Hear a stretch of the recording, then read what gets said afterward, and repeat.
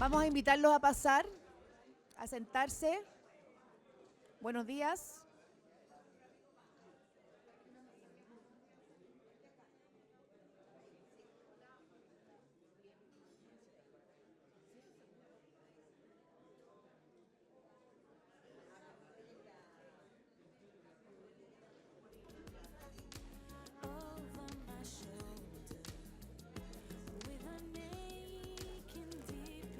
Les vamos a pedir que por favor vayan sentándose.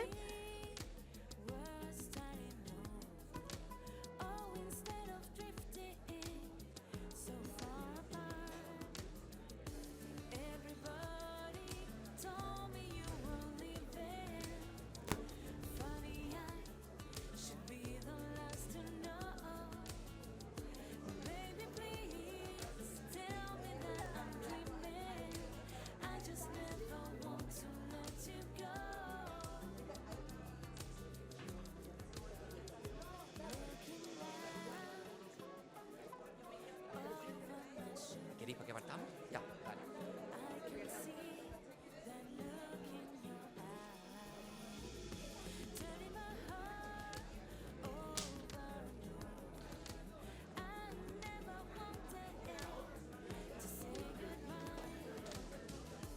Hola a todos. Los invitamos a pasar, a tomar asiento. Vamos a partir.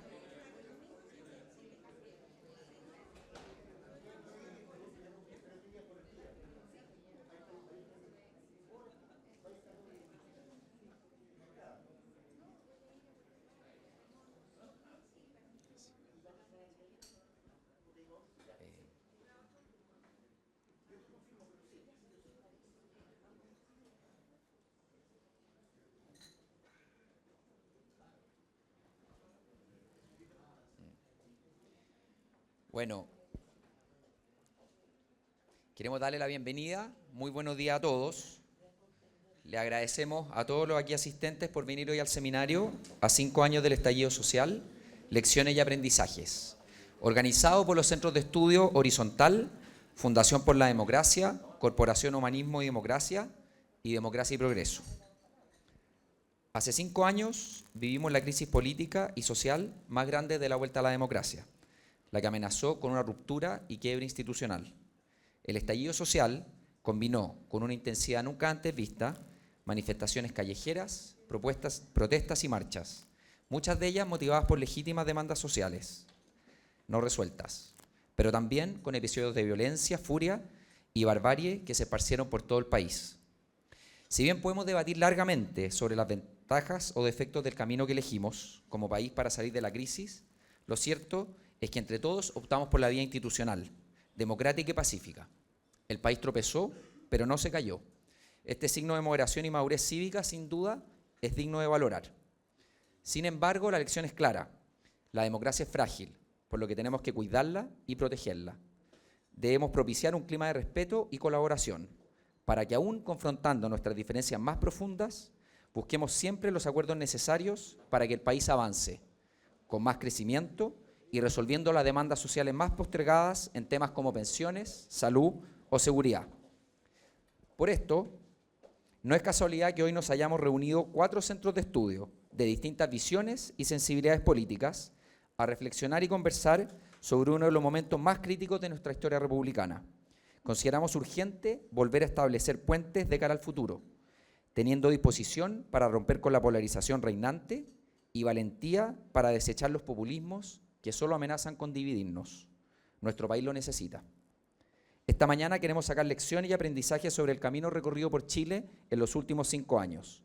Para esto tenemos un panel de lujo que combina a personas que tuvieron enormes responsabilidades durante esta crisis con líderes políticos y de opinión.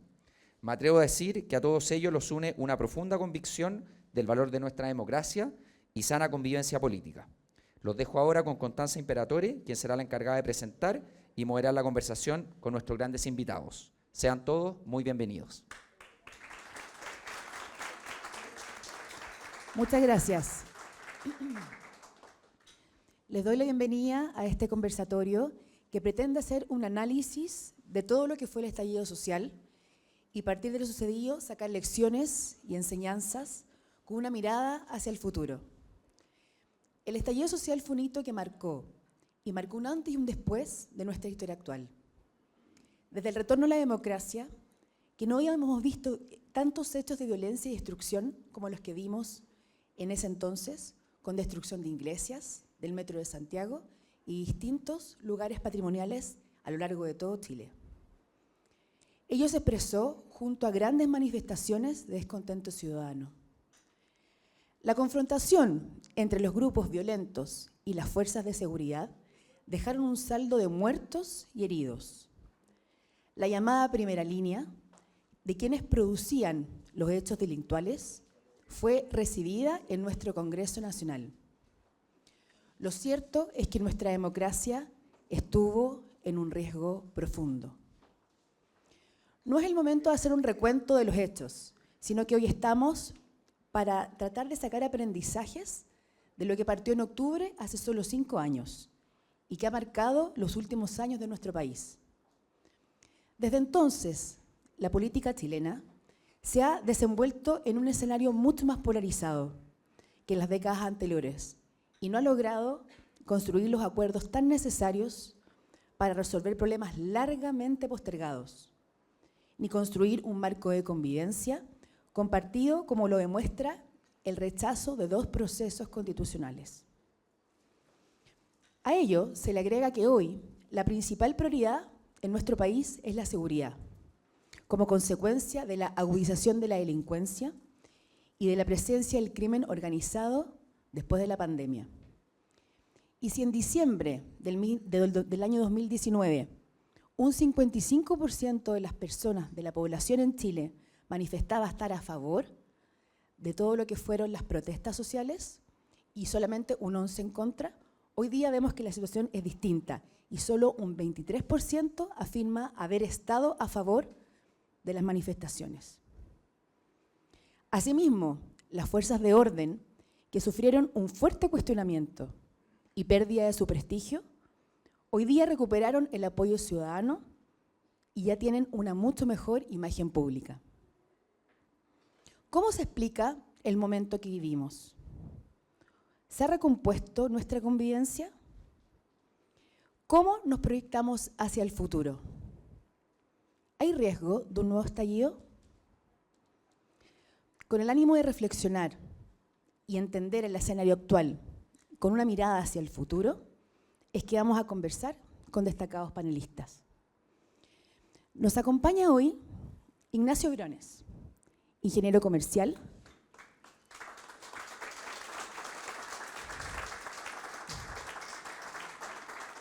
doctor en economía, fue ministro de Hacienda durante el segundo gobierno del expresidente Sebastián Piñera entre los años 2019 y 2021. Hoy es presidente del Centro de Estudios de Horizontal y además es padre de 3 hijos. Nos acompaña también la abogada María José Nodón.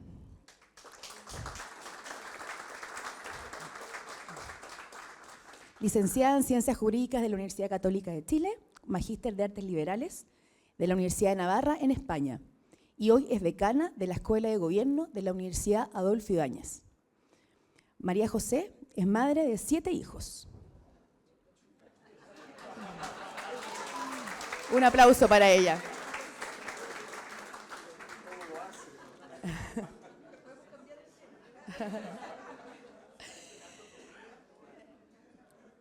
Natalia Perlentini, expresidenta y actual vicepresidenta del Partido por la Democracia, fue subsecretaria de Economía y Empresas de Menor Tamaño durante la segunda administración de la expresidenta Michelle Bachelet. Ella es mamá de Amanda y se define como optimista y luchadora por una mejor sociedad. Muchas gracias, Natalia, por estar con nosotros. Por último, nos acompaña Sergio Mico,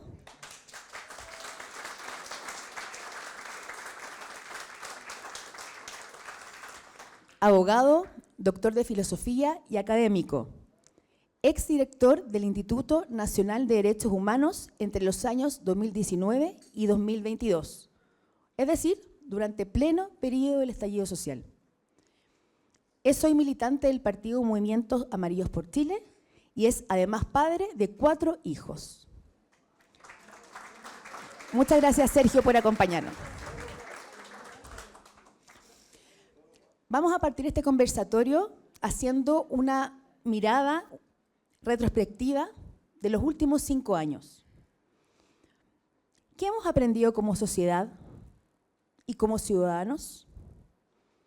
¿Qué aprendió la política y qué no aprendió? ¿Y qué consensos observan ustedes, si es que los hay, sobre lo que ocurrió? La pregunta que quiero que cada uno pueda responder en un tiempo de 5 minutos inicial es, en definitiva, teniendo todo en cuenta esta introducción, ¿estamos mejor o peor que hace 5 años atrás? Ignacio, vamos a partir contigo.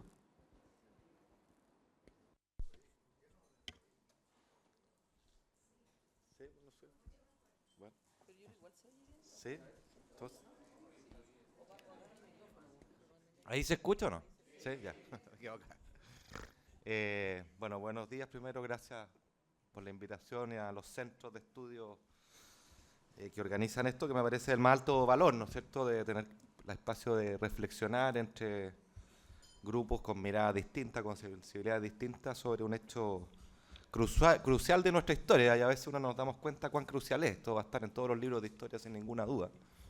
Y abrió el periodo de una crisis que todavía no se termina, esa crisis, al menos esa es la tesis que yo tengo.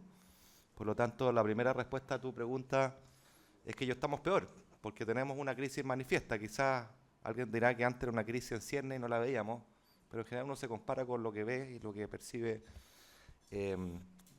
y por lo tanto, de esa perspectiva estamos peor. Ahora, dicho eso, yo creo que hay una oportunidad de estar mejor dentro de eso peor, y de hecho estar fundamentalmente mejor, si es que acaso uno tiene la capacidad de sacar las lecciones y reflexionar con honestidad respecto a lo que aquí pasó y qué cosas no deberán nunca más volver a ocurrir, y creo que ese es el valor de este seminario. Entonces, sé que tenemos poquito tiempo, pero déjenme decir 2 cosas. Algo respecto de lo que yo creo son las causas, y digo lo que creo porque acá hay que hablar con mucha humildad. Los fenómenos como estos son complejos, la sociedad es el más complejo de los sistemas, y por lo tanto nunca tiene una causa única, una monocausa, como algunos livianamente trataron de llevar agua a su molino en su minuto. Y acá hay que tener mucha humildad para entender que son muchas causas, y cada uno tendrá sus preferidas, ¿no? Pero los historiadores, los cientistas sociales, los académicos, los políticos discutirán mucho tiempo cuáles son estas. Pero déjenme al menos esbozar algunas de las que yo pienso son relevantes, y en segundo término esbozar también algunas de las lecciones que yo creo de este periodo son relevantes. Entonces, muy brevemente, en las causas, hay una primera pregunta bien evidente, ¿no?, que es una suerte paradoja. O sea, cómo en Chile, un país que había tenido el mayor progreso económico, social y me atrevería a decir democrático de su historia luego del retorno a la democracia, después de la dictadura, cómo en ese país, que bajo cualquier indicador estaba por arriba de cualquier país de la región, y esos son datos, no son opiniones, cómo en ese país, digo, se produce este malestar. Hay varios estudios que muestran que el malestar estaba presente de antes, en distintos grados, el PNUD siempre lo ha advertido, pero, en fin, ¿cómo nos sorprende esto? ¿Cómo nos sorprende además en un país que, contrario a lo que se decía, a lo que en ese entonces, recordarán ustedes que decían que éramos el país más desigual del mundo, uno de los tantos eslóganes que se instalaron? Es un país con una desigualdad alta, indudablemente, pero que había tenido una trayectoria de reducción de la desigualdad, datos objetivos, notable, asombrosa, de las más rápidas del mundo desde el año 2000. Nivel alto todavía, pero la trayectoria estaba ahí, eso es indudable. Entonces, ¿cómo en ese país hay malestar? Y aquí entran todas las tesis, ¿no? Yo me voy a referir básicamente a 2 cosas brevemente. Una es mi lado economista, y apelo aquí a la vieja paradoja de Tocqueville, ¿no?, de cómo la Revolución Francesa se produce en un periodo de bonanza y no en un periodo de depresión, en un periodo de apertura de libertad y no una de castración de las mismas. Ahí la paradoja. Eso pareciera aplicar a Chile, ¿no? Como en un país que le ha ido tan bien, bueno, hay una pseudo-revolución, una revuelta, en cualquier caso una crisis. Y yo creo que la respuesta tiene que ver con las expectativas, el rol fundamental que juegan estas. Y tiene que ver fundamentalmente en esas expectativas, hay un rol importante para el aspecto económico. Aquí viene mi lado economista. Chile se estancó allá por el año 2012, 2013. Ahí están los datos, dejó de crecer. Y todos nosotros hacemos nuestros planes de vida, nuestros sueños, nuestros emprendimientos, proyectos de estudio, trabajo. Proyectamos nuestro futuro, esas son las expectativas en base a lo que uno ve hacia atrás, al viento con el que veníamos. Entonces cuando el viento se sale, se seca, se acaba, bueno, ese proyecto queda trunco, si bien los niveles absolutos de condiciones materiales no se deterioran. Es las expectativas las que se frustran. Yo creo que ese es un elemento súper importante que tenemos que tener a la vista. Y no simplemente para decir que el crecimiento importa, no es para llevar agua a ese molino. Creo que socialmente importa y importa mucho. La segunda cuestión, yo creo que bien evidente, tiene que ver con un fracaso de la política en un sentido amplio. Y voy a referirme dos solamente. Uno, una percepción de desigualdad ante la ley, de abuso, de casos de corrupción que no recibieron las sanciones que se merecen, relacionado con el financiamiento ilegal de la política, y si le agrego además escándalos en los mercados económicos, digamos, empresariales, que tampoco tuvieron las sanciones que uno esperaría estén. Bueno, hay una percepción de desconfianza institucional, sistémica, respecto al principio más básico de la democracia liberal, que es la igualdad ante la ley. Y yo creo que mucho de eso tiene que ver con esa ofuscación, con esa sensación de abuso que en ese entonces se produjo, ¿no? O sea, esta idea de asimetría y desigualdad. Y en un sentido que estamos discutiendo hoy día, el sistema político de un buen tiempo a esta parte, particularmente luego de las reformas de 2015 en el sistema electoral, ha sido incapaz de procesar nada relevante, nada. Un sistema político disfuncional, fragmentado, ya se ha dicho, díscolo, ninguna capacidad de lograr acuerdos relevantes para reformas relevantes económicas y sociales que son las que honran las expectativas. Entonces yo creo que ahí hay dos elementos fundamentales. Termino, esto es un súper resumen en realidad, pero termino con cosas que yo creo que son lecciones de este periodo, seguramente las vamos a ahondar en este panel, pero déjenme decir algunas de ellas. Parto por las que se cuelgan de lo que acabo de mencionar, ¿no? O sea, la importancia de honrar las expectativas que las personas tienen. Y honrarlas significa, bueno, volver a poner el desarrollo en un sentido amplio, económico y social, por delante. El desarrollo no es solo económico, acá hay reformas sociales pendientes, importantes. Eso no lo podemos olvidar, el estallido no es simplemente violencia.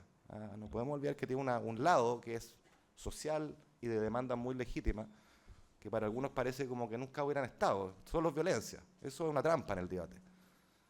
Como también es una trampa decir que esto era solo demandas sociales y que los medios por los cuales esas demandas se reivindican dan lo mismo. Hay que tener un justo equilibrio. Yo creo que tener la capacidad como país de retribuir a los chilenos lo que demandan, una cancha de oportunidades exigente, hacerlo con rigor, hacerlo con gradualidad, hacerlo explicando que no se puede todo de una, que es un camino que hay que recorrer, que hay un camino, una hoja de ruta que hay que trazar. Me parece que es la honestidad a la que debiéramos volver. Y seminarios como este creo que nos permiten hacer eso. Lo segundo, nunca más, pero nunca más, coquetear con la violencia. La violencia mina la democracia, lo sabemos en nuestra historia, lo decías muy bien tú, nuestra democracia en esos días pendió de un hilo y quienes estábamos en el gobierno lo sabemos muy bien, no nos vienen con cuentos. Y creo que eso es inaceptable desde el punto de vista de los demócratas. Nunca más podemos tolerar que partidos políticos, fuerzas políticas, grupos institucionales avalen directamente o indirectamente la violencia.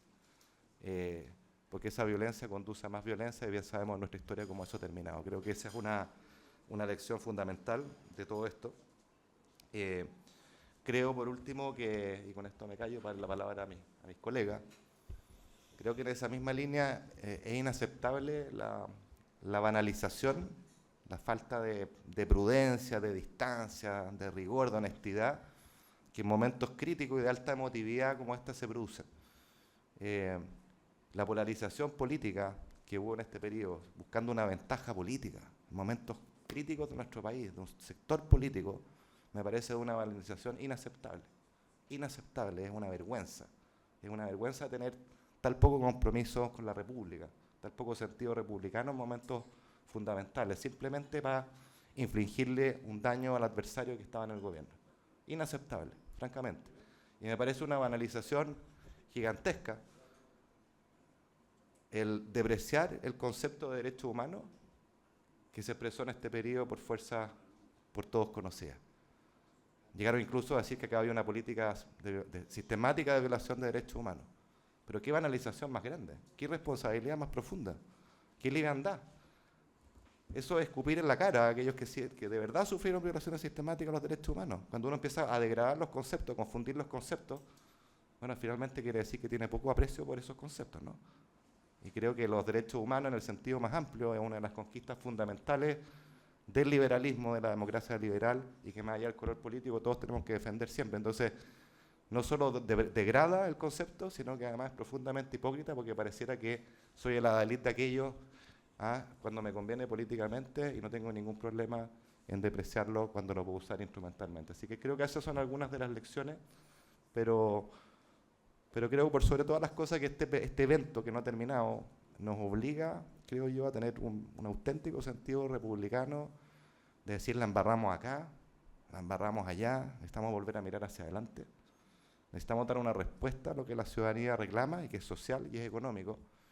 Y para eso, creo que el último nunca más es renunciar a esta polarización política absurda, destructiva, en la que estamos, porque la única certeza es que en esa batalla de trinchera no hay acuerdo posible de ningún tipo relevante, y sin eso no vamos a tener cambios ni en lo económico ni en lo social, y este malestar va a seguir ahí, y el desgano con la política solo va a incrementarse. Eso.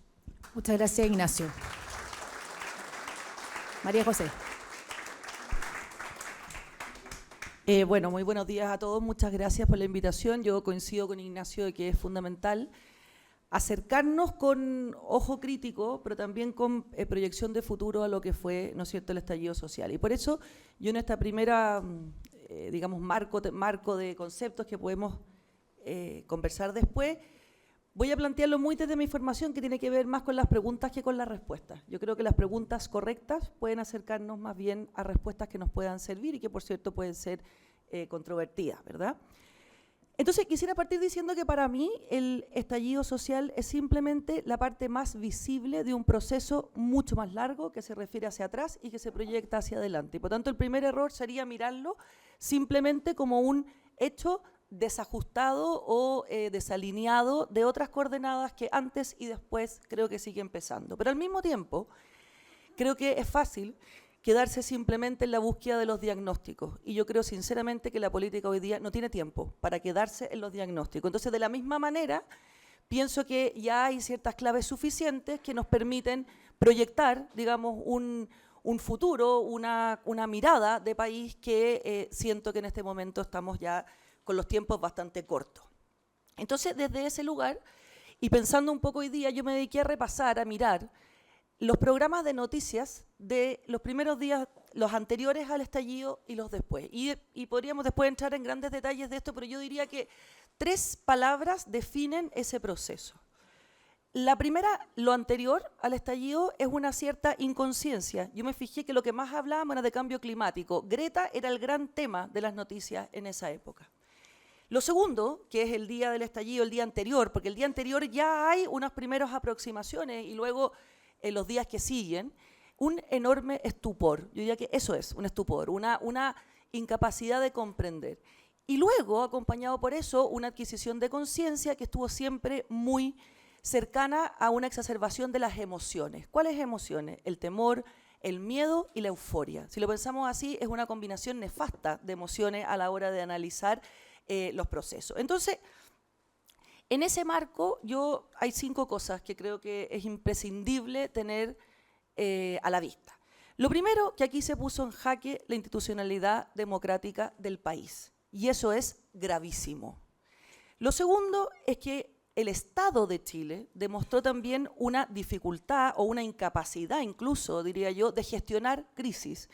Y eso lo vimos, por ejemplo, en la capacidad que tenía Carabineros, en la capacidad de la fuerza pública, y eso es indudable que también jugó, ¿verdad?, un rol. Lo tercero es la incapacidad de la política, y quiero sacar de aquí el 15 de noviembre, que es una excepcionalidad, pero de encauzar políticamente los procesos sociales. Y cuando la política no puede encauzar procesos sociales, lo natural es que surjan de alguna manera ciertos caudillismos, liderazgos o procesos que lo que hacen es fragmentar, ¿verdad?, eso que debería ser tener una conducción institucional. Lo cuarto es la validación de la violencia. Y creo que aquí no hay posibilidad de matiz alguno. Y quiero adentrarme en una cosa muy rápidamente, y es que en este momento hubo una justificación importante de que toda revolución en sí misma se basa, ¿verdad?, en la violencia. Pero la pregunta que a mí me surge es que aquí, eso es verdad, es cierto, si uno mira hacia atrás, históricamente puede ser así, pero aquí existían canales institucionales para poder procesar los problemas. Y eso marca una enorme diferencia, porque si no lo hubiera habido, bueno, entonces uno podría decir, era el único camino. Aquí sí lo había. Y por lo tanto, este punto me parece que es imposible de matizar. Lo quinto es que aquí se produjo un problema además social muy grave, y es que se dividieron muy inmediatamente, muy rápidamente, el país en dos, amigos y enemigos. Yo lo vi en la universidad, lo vi en mis chats, lo vi en las conversaciones, y eso era un algo que desde 1973 habíamos querido como país jamás volver a ese momento, y creo que no es posible tampoco obviarlo. Dicho lo anterior, aquí se puso en cuestión, me parece a mí, el sistema democrático y el modelo económico. Eso fue lo que se puso en cuestión. Y hoy día, me parece que ya salido del ojo del huracán, lo que también está en discusión es cuánto se modera, cuánto se matiza, cuánto se cambia, ¿verdad? Y obviamente en esta mesa podemos tener, estoy segura, respuestas distintas, pero perfectamente válidas y democráticas, que es una cosa diferente. Entonces, a mí me vienen a la cabeza 4 preguntas que creo que podríamos en este seminario contestar o acercarnos. La primera es la misma que Ignacio, es decir, ¿cómo se resuelve la paradoja de un país que ha salido de la pobreza, que tiene extraordinarios indicadores económicos, con un país, ¿verdad?, que sale a las calles, digo no violentamente, sino que sale, digamos, a manifestar una cierta insatisfacción? Yo no estoy de acuerdo con el concepto del malestar como se ha instalado, pero dejémoslo puesto en el margen, entendemos más o menos lo que significa.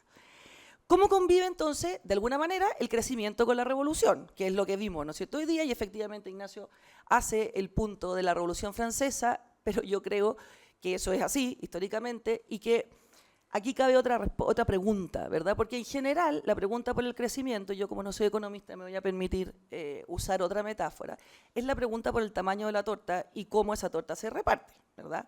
Entonces parecería extraño que en un país donde ha crecido la torta se produzca este problema. Yo creo que hay un tema con los ingredientes de la torta o más bien con los invitados a la fiesta, que es lo que voy a tratar de explicar. Segunda pregunta, que a mí me produce mucha curiosidad de resolver, es por qué en un país donde se ha crecido, donde la gente tiene conciencia de ese crecimiento y valora lo que tiene, frente a la violencia, en vez de salir a oponerse a ella, sale de alguna manera a validar esa salida a las calles. Hay que tener cuidado, porque en la encuesta CEP lo que se pregunta es si usted validaba o estaba a favor de las movilizaciones, que es distinto que la violencia, pero igual. Pero aquí no hubo un movimiento que dijera, miren, sabe que esto no lo vamos a tolerar. A mí eso me produce curiosidad, creo que eso hay que pensarlo bien. Lo otro es la pregunta clásica, ¿verdad? ¿Esto fue un estallido social o fue un estallido delictual o fueron las dos cosas? Y la última pregunta es qué es lo que es el octubrismo, o sea, qué es lo que vamos a entender y si ese octubrismo sigue vigente o no, en qué porcentaje, cómo está, cómo lo vemos. Entonces, simplemente para ir terminando, creo que la manera más adecuada de acercarse a estas eventuales respuestas es tener una mirada social sistémica. Si lo vemos aislado, obviamente no vamos a poder llegar a conclusiones. Y en esa mirada sistémica, yo a su vez diría 3 elementos que observar. Uno, que este es un país que está inserto en una comunidad global, que tuvo cambios acelerados, no solo dentro, sino que fuera, y que por lo tanto lo primero que es evidente es que esas personas que formamos parte de ese país no son las mismas que hace 30 años, ¿verdad? Tienen otras expectativas, como decía Ignacio, tienen otras formas de relación, viven en un tejido social mucho más desarmado, por lo tanto son más solas, si uno los quiere así.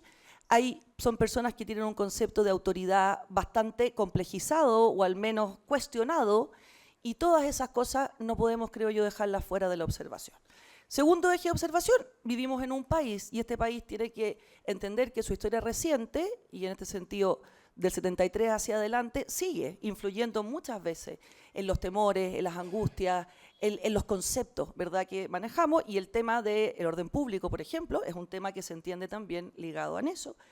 Y por último, creo que mirándolo más políticamente, todos los sectores tienen que tomar conciencia de ciertos errores, de ciertos cambios hacia el futuro, Más hacia la derecha, creo yo que tiene que ver con haber entendido la sociedad solo con criterios economicistas, evaluar solo con criterios económicos y por lo tanto, de alguna manera, desdeñar la política proponiendo una suerte de tecnocracia, que yo creo que es un gran error.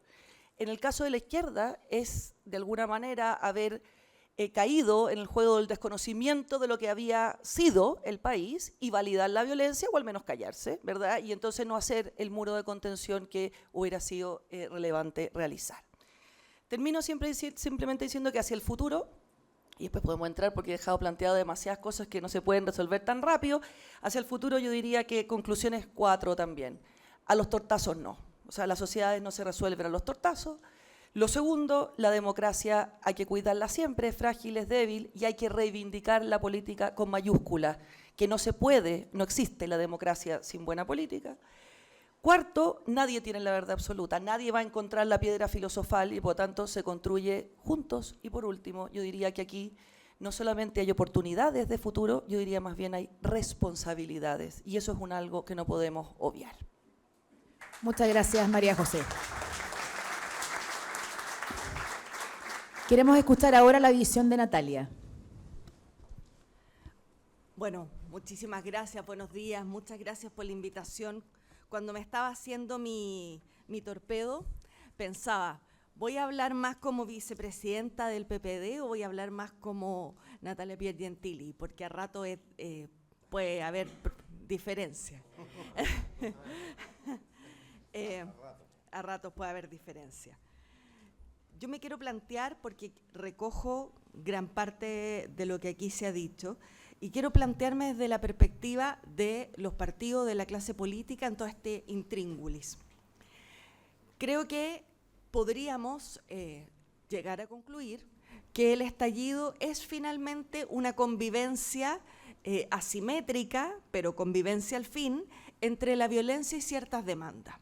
Entonces, quienes hoy día quieran decir que solo esto fue un estallido delictual, invisibiliza ciertas causas atomizadas, diversas, sin duda, sin conducción, pero que manifestaban un cierto enojo, una cierta preocupación, etc. Yo creo que uno de los errores de mi sector político fue que no supimos resolver nuestras controversias, le dábamos para adelante. Claro, es bien fácil hacer este análisis con el diario del lunes, pero me lo voy a permitir tras el paso del tiempo, digamos. Porque desde los 90 en adelante la sociedad chilena cambió, y cambió mucho. Y cambió en sus demandas también y en sus expectativas, pero nosotros estábamos más encerrados entre lo autocomplaciente y lo autoflagelante, discusión que se dio hace 26 años, en el año 98. Por otra parte, también teníamos traumas de la controversia. Entonces aquello sobre lo cual había controversia, mejor no lo discutíamos porque teníamos otras miles de cosas en las que habían acuerdo para seguir adelante. Pero eso va generando heridas. El hecho de que nosotros exaltáramos la política de los acuerdos como lo más virtuoso que haya existido, escondió aspectos que tenían que ver con renuncias dolorosas. Porque en la política uno hace renuncias, pero cuando estas son a veces muy dolorosas, lo tiene que poner en, digamos, y socializar. Porque finalmente después, ¿cómo explicamos? Sí, nosotros hicimos esto, pero es que no estábamos tan de acuerdo, pero es lo que podíamos llegar a hacer, porque esto, o sea, finalmente hay que sincerar un poco esas controversias. Y yo creo que eso fue minando la posibilidad de encontrar caminos posibles, tanto para las fuerzas que nos parecíamos más, para las aliadas, como para relacionarnos con las otras, por cierto.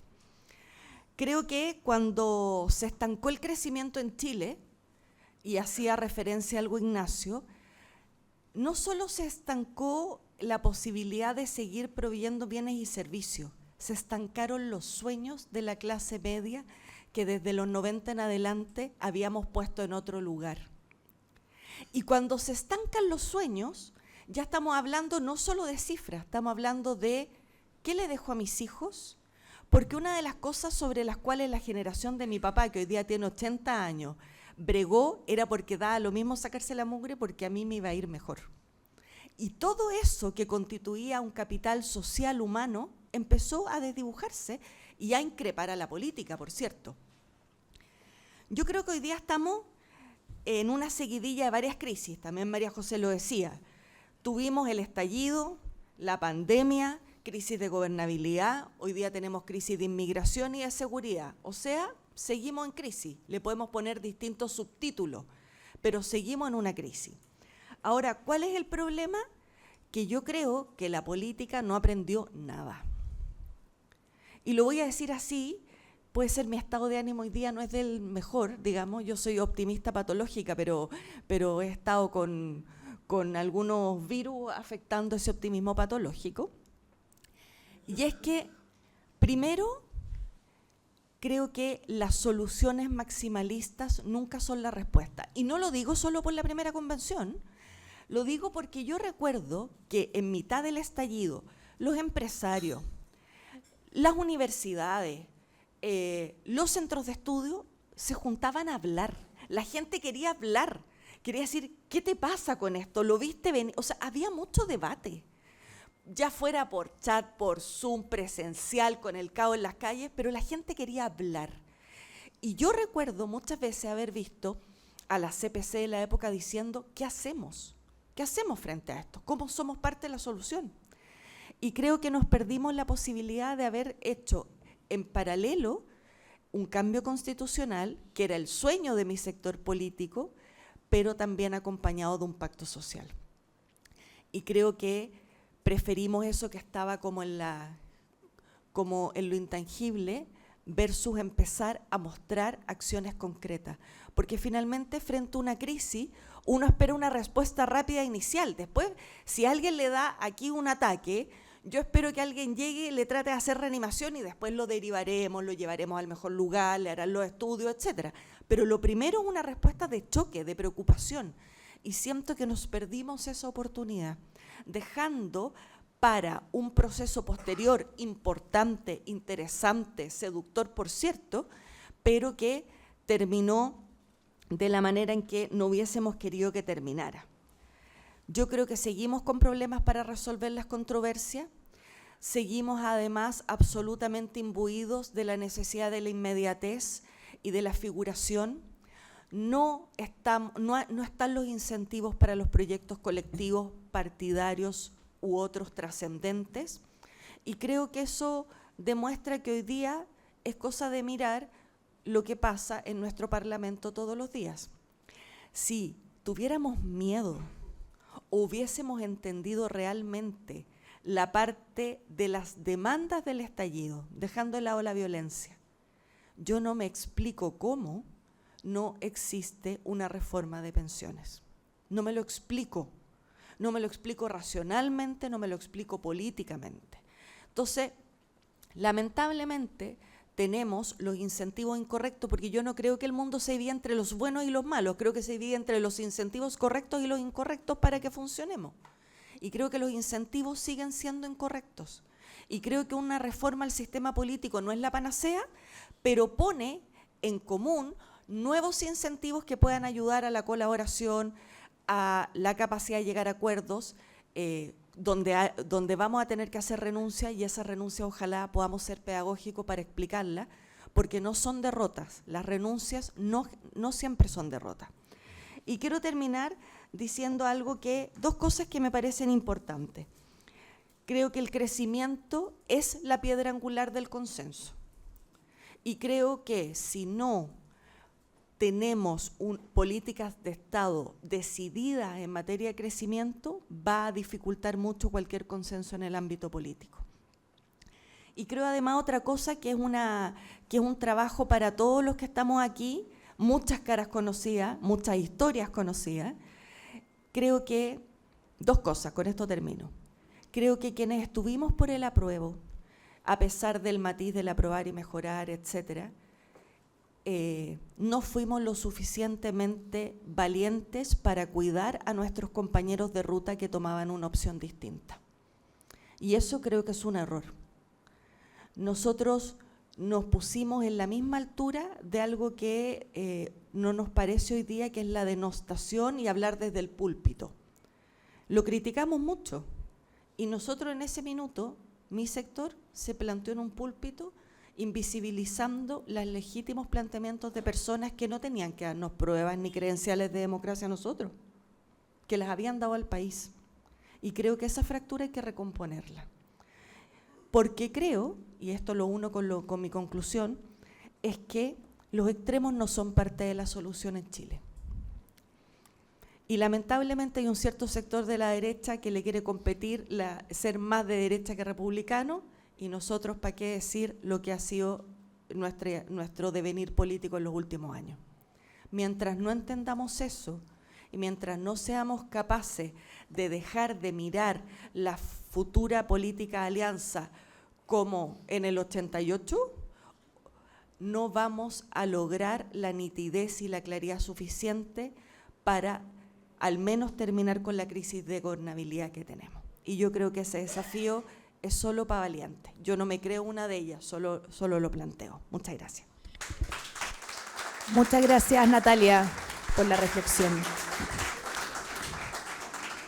Vamos a escuchar ahora la visión de Sergio Mico en relación a si estamos mejor o peor que hace 5 años. Sergio. Bueno, quiero dar las gracias a la Fundación por la Democracia Horizontal, Humanismo y Democracia y Progreso por esta magnífica y nueva ocasión de autotorturarme, porque yo estoy infinitamente mejor que en octubre, noviembre del 2019, pero sigo muy conmovido. Sí, quiero hacer un marco sentimental. Yo veo a Sergio Vitar, y acá en primera fila, y Sergio, yo lo leí, como él relató, siendo muy joven, ponía por escrito tus reuniones con Salvador Allende, cuando nuestra democracia se iba al carajo, y tú me llevaste ese libro cuando yo estaba preso en Concepción. Está el Mica Broski, está Jorge, está la Mariana, está Mirta, está Pedro. Bueno, con el Mica estuvimos juntos en la cárcel, con Manuel Busto, que ya no está con nosotros, y con gente espectacular, Rodolfo Seguer. Y está acá, está Gonzalo Blumen, acabo de hablar con Lorena, que era ministro del Interior, la subsecretaria de Derechos Humanos. Entonces, yo no puedo sino, en la peor crisis de violación a los derechos humanos y de violencia política que habíamos vivido el año 89, y yo quiero decirles que mi reflexión es que cuando estuve el primero a la 1 de la mañana del 20 de octubre recorriendo Santiago, me empezó a atacar un demonio que me decía, Sergio, tú ya estuviste aquí. Tú estuviste aquí. Lo viste a 4 cuadras de tu casa, de la Universidad de Concepción, en septiembre del año 70, en septiembre del año 73, cómo la democracia se nos vino abajo. El 18 de agosto del año 83, las protestas, las muertes, cómo las manifestaciones pacíficas se transformaron en eventos de violencia donde morían 10, 20, 30 personas por noche. Entonces lo que les quiero señalar entonces como marco emocional es y como marco político es que yo creo que acá nosotros estuvimos a punto de perder nuestra democracia. Y acá me transformo en el profesor Mico, que junto con el profesor Eduardo Zafirio Suárez hicimos un intento sistemático de explicarnos por qué había caído la democracia el 73, y Eduardo me presentó un profesor que se llama Juan Lins, que él estudió todas las descomposiciones de las democracias entre las guerras en Europa y también las latinoamericanas, incluidas las chilenas, y el profesor Lins nos enseña que hay 4 procesos que llevan a la destrucción de la democracia, procesos, mecanismos. Uno es los problemas irresolubles, es decir, necesidades sociales que se transforman en demandas políticas y el pueblo insiste sus gobernantes democráticos que las respondan a ella y no la responden. Entonces llega un momento que la crítica a los partidos políticos y a los gobiernos de turno se transforma en una crítica a la democracia que no resuelve los problemas. ¿Por qué habría yo de creer en una democracia que no es capaz de garantizarme el derecho de propiedad y la libre circulación por mi población? ¿Por qué habría yo de creer en un gobierno democrático que está violando mis derechos humanos? Primer proceso. El segundo proceso es el que se ha dicho acá, que es el de la justificación de la violencia. Peor aún, de promoción de la violencia. O más civilinamente, comprender la violencia. No comparto la violencia, pero sí entiendo sus motivos y justifico sus fines.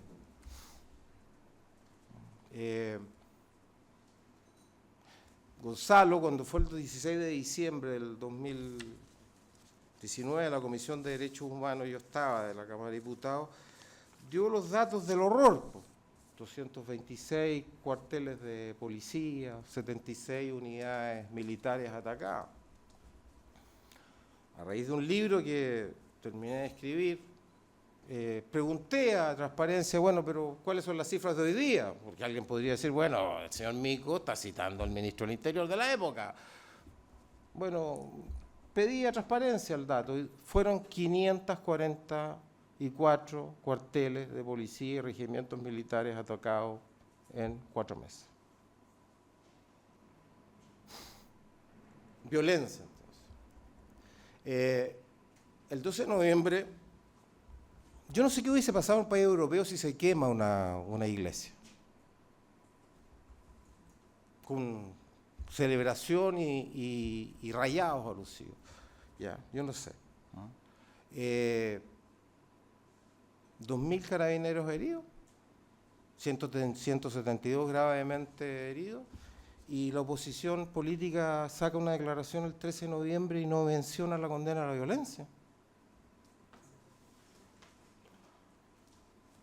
Pérdida de monopolio completo a la fuerza, de la fuerza pública, dice Juan Lins, como tercer proceso. Entonces, problemas irresolubles que se mantienen hasta el día de hoy: crecimiento económico estancado, desigualdades sociales que van aparejadas de abusos escandalosos de parte de la élite, que sigue creyendo que ser de la élite es pedir privilegios y no entender que ser de la élite es cargar con más y más deberes. Los cargos públicos son cargas públicas. Ya, problema irresoluble. Segundo, justificación de la violencia ante el fracaso de la democracia. Y esto fue mezclado con crimen organizado, delincuencia, narcotráfico, garras blancas, los de abajo, etc. Yo todo esto lo puedo contar porque yo estuve ahí. Lo tercero es, les decía, la pérdida del monopolio de la fuerza física legítima. Llegamos con 1.400 funcionarios de fuerzas especiales. Estuve hace 2 días atrás con una mujer que me dijo que había bajado 18 kilos porque pertenecía a fuerzas especiales. 1.400. Antes no estábamos preparados como Estado. Peor aún, teníamos informes de criminalística de Carabineros desde el 2012 que sabían los riesgos que existían utilizando las escopetas antidisturbios. Pedir los datos, de nuevo, el instituto tenía sus datos de trauma ocular. Bueno, hoy día son 421 los datos que me entregó el Ministerio de Salud. Vaciamiento ocular, personas que perdieron un ojo, 2 ojos, la visión, llegan a 200. Fue el horror.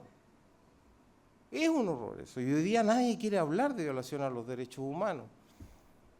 Nos sentimos incómodos en la escena de carabineros, de generales de carabineros que están siendo juzgados. Ya. Y yo lo entiendo, ¿cómo no lo voy a entender? Pero la pérdida de control del monopolio de la fuerza física trajo gravísimas violaciones a los derechos humanos. Entonces, 3 procesos, y el cuarto proceso y final es de descomposición de la democracia, lo que Juan Lin llama la inautenticidad democrática. Llega un momento que los demócratas dejan de creer en la democracia. Llega un momento que el presidente de la República, Bordaberry, llama a los militares. Llega un momento en que la oposición a un gobierno elegido democráticamente le tira triguito a los militares para que salgan a la calle y den un golpe de Estado. ¿Pudiera haberse ocurrido eso en Chile? ¿Un golpe, un autogolpe? Bueno, yo ya di mi opinión. Cuando el presidente Sebastián Piñera dijo que hubo que le habían hecho un golpe de Estado no tradicional, a mí me dio rabia, mi primera reacción. Primero, evidentemente, no le habían dado un golpe de Estado tradicional porque terminó su mandato. ¿Ya? Y en segundo lugar, porque los golpes de Estado nos asocian, Ricardo Brodsky me criticó y con razón, ¿ya? No personalmente, sino que hablar de golpe de Estado es la moneda en llamas en Chile, detenidos desaparecidos, clausurar los medios de comunicación social, cerrar, proscribir los partidos políticos, tortura, exilio masivo, sí, es cierto. Pero yo cuando vi, entonces, esa fue mi primera reacción, pero cuando vi en las redes sociales lo que la Natalia acaba de señalar, y bueno, y los antecesores también, la banalización de la política, lo que ocurrió en Chile en octubre, no podía creerlo. Entonces, en una pelea en la cual no tenía ni parte ni arte, me metí nomás. ¿Qué es un golpe de Estado hoy día? El intento de usurpación de una magistratura legítimamente constituida. Punto.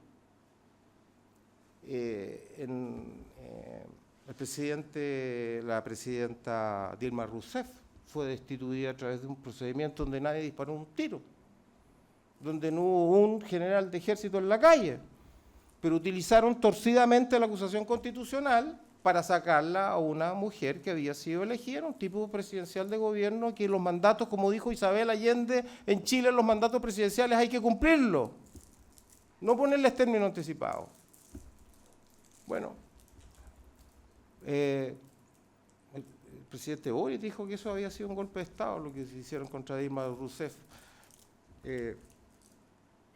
La acusación constitucional contra el presidente Sebastián Piñera, que fue rechazada por el gobierno y 7 parlamentarios que hay, yo los tengo anotados en la pared de mi oficina,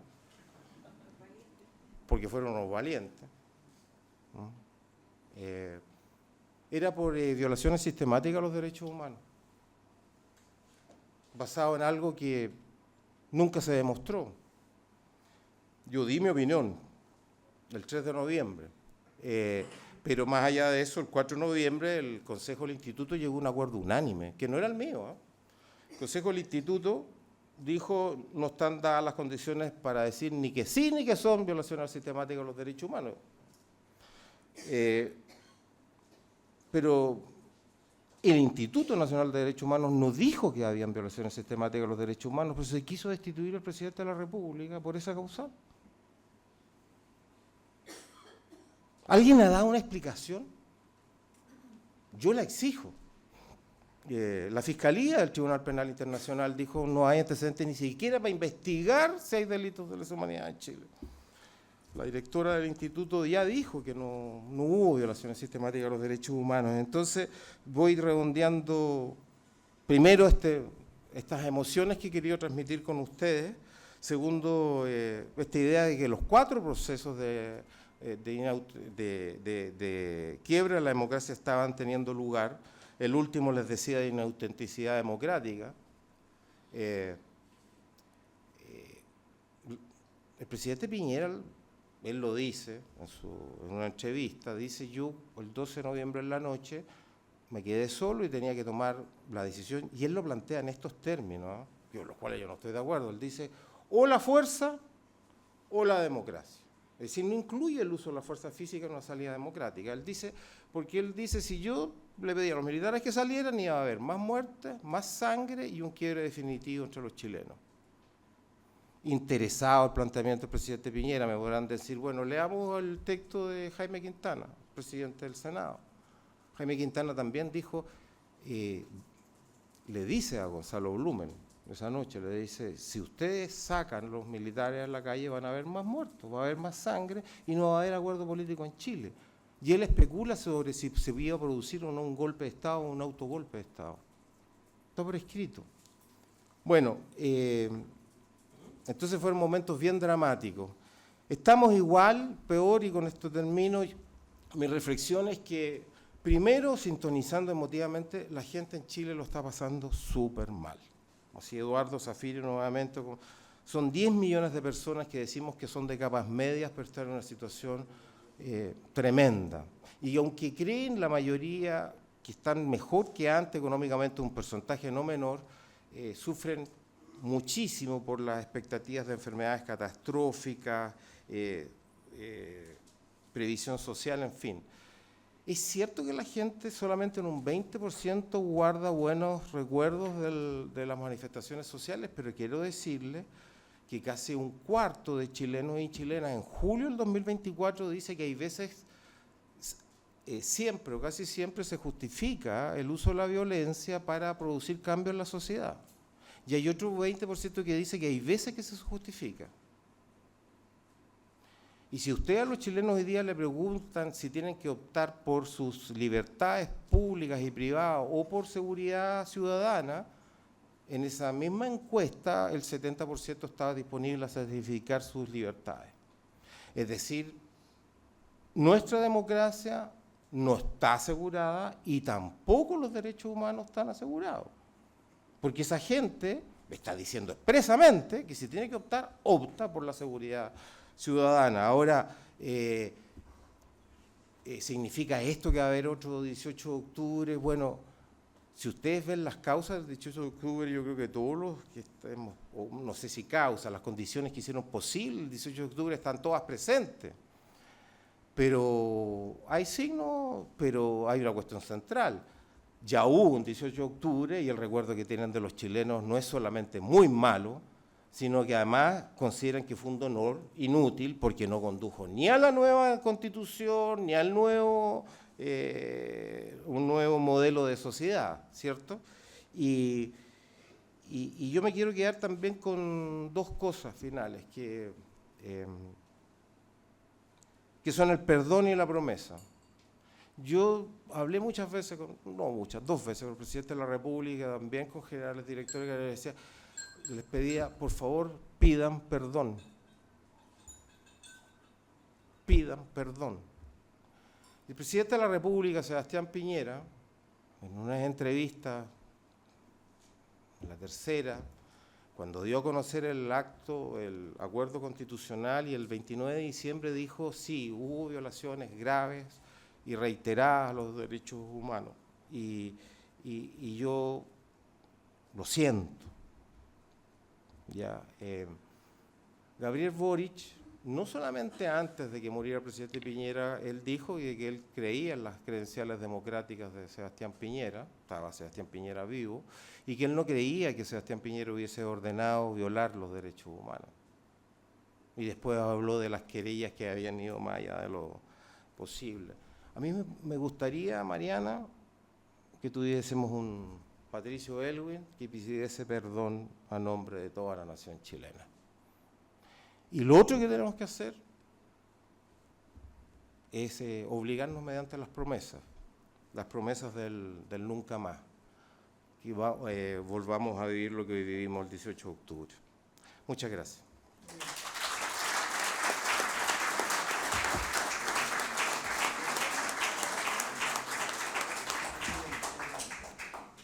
Les agradezco a todos por haber compartido esta primera parte, donde cada uno, desde un lado personal, compartió con nosotros sus recuerdos y sus vivencias. Quiero ahora que profundicemos, un poco Natalia lo adelantó, quiero que vayamos a reflexionar en torno a los aprendizajes que podemos sacar del proceso constitucional que vivimos post el estallido social. Y aquí la pregunta que me gustaría plantearle a cada uno de ustedes es si el proceso constitucional que vivimos en los últimos años como respuesta al estallido fue la ruta adecuada o bien fue el camino incorrecto. Ignacio, te doy la palabra. Bien, gracias. No tengo duda que fue el camino adecuado en el siguiente sentido, no en el sentido, como dije, de que el malestar, digamos, que se expresó en octubre tuviera como reivindicación, como algunos insólitamente sostuvieron y siguen sosteniendo, una demanda por una nueva constitución. Yo creo que eso es completamente falaz y es simplista, por decirlo menos. Pero sin duda alguna fue la solución política para descomprimir esa olla de presión en un momento en que nuestra democracia estuvo a esto. Y Gonzalo Blumer, que está acá presente, lo describe con mucho detalle en su libro, porque fue testigo de eso. Yo también fui testigo, aunque no tan cercano como Gonzalo. Y en ese minuto se planteaban dos opciones, digamos, la de los militares a la calle o la vía institucional, la vuelta larga. Y esa vuelta larga, independiente del resultado de los dos procesos, valió la pena, indudablemente.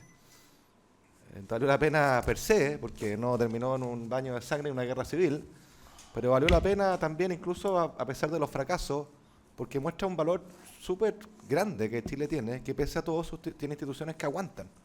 Si todo esto se hizo por la vía institucional, o sea, ¿qué país de la región, aparte de Uruguay, puede decir eso ante una crisis de esta envergadura? Ninguno. Todo termina mal, con golpe de Estado, con generales, con sangre. Entonces, el camino largo, aunque los procesos constitucionales ambos hayan fracasado, el proceso per se, la vuelta larga, yo creo que es un gran éxito y tenemos que sentirnos orgullosos de ello. Por eso que a mí me indigna mucho cuando tan livianamente en esta banalización de todo, francamente, particularmente sectores de derecha, hablan de esto del entregar la Constitución, los cobardes que quisieron salvarse a sí mismos y entregar la Constitución. Yo quiero acá hacer un homenaje al presidente Piñera. Jugó un rol clave, fue de una valentía, pero a toda prueba. O sea, ¿qué decisión más difícil? Y optó por el camino correcto, por el camino democrático, por el camino institucional. Y quiero hacer un homenaje a mi amigo Gonzalo Blumel, aquí presente, porque él tuvo mucho que ver con eso.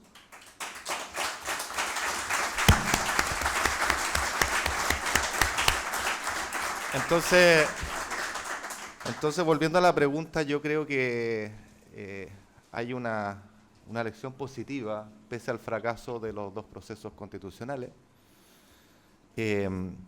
Los procesos constitucionales, ninguno de ellos, per se, digamos, iba a resolver las tensiones, los malestares, los problemas que aquí se han hablado, que yo comparto, creo que tenemos un alto nivel de acuerdo, que al final del día tiene que ver con la capacidad de nuestra democracia de honrar las expectativas que siembra, con hacer delivery, diríamos en jerga Span English, de hacer delivery. Y el delivery en el desarrollo económico y en reforma social está pendiente hace harto rato. Y no es la Constitución la que mágicamente, como se hacían las publicidades de uno y otro proceso, que porque estaba escrito, eso tan chileno que tenemos, está escrito, ergo se resuelve. No, si eso no es así. Eso no es así. Entonces,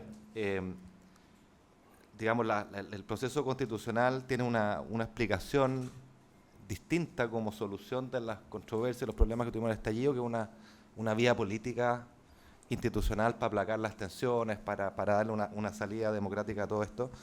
Pero creo que el tema de fondo es lo que aquí se ha planteado. O sea, el problema subyacente sigue ahí.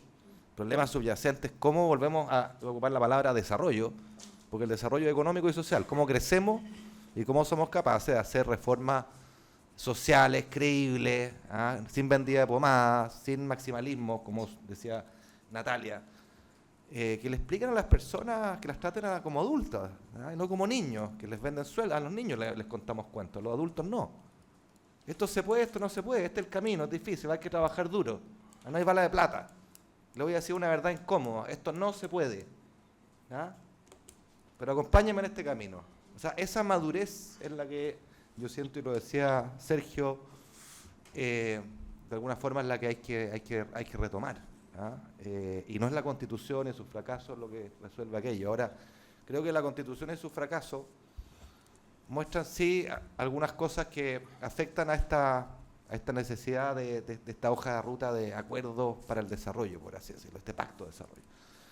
Muestran, y yo espero que aprendamos, que los dos procesos, más allá del contenido mismo, adolecieron del mismo defecto, digamos. El que controlaba quería llevarse la pelota para la casa. Y la ciudadanía, que es mucho más sabia que todos los que pensaban aquello, les dijo, no, po. Si yo quiero una cuestión que esté entre medio, que no sea ni de uno ni de otro lado, porque esto tiene que durar. ¿Ah? No quiero un árbol de Pascua, ¿ah? Con centenas de artículos. Quiero algo que sea razonable, entendible. No me vendan la pomada que la Constitución soluciona todos los problemas. Eso es chiva, eso es infantilizar a la gente en uno y otro proceso. ¿Ah? El tema Constitución yo creo que está cerrado por un rato.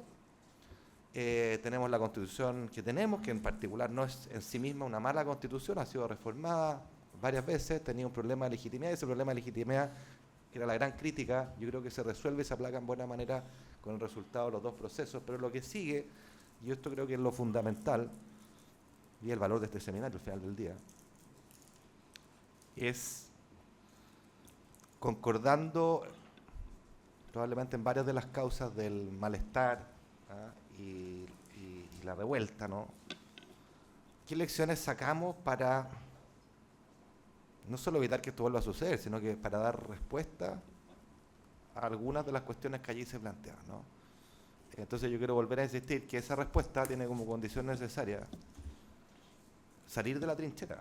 En la trinchera la única certeza es que no vamos a tener acuerdo de nada y solo vamos a seguir en el fango estancados cuando no retrocediendo. Yo creo que esa debería ser una primera conclusión obvia. ¿Ah? Y cada vez que a uno le plantea la lógica de la trinchera, hay que oponerse. Y hay que denunciarla en el sector que sea, en nuestro sector y en el de ustedes.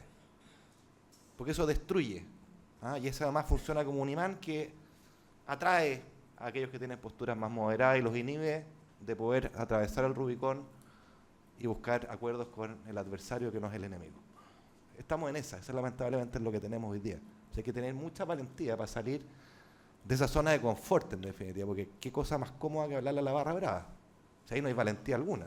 Eso es fácil, eso es trivial.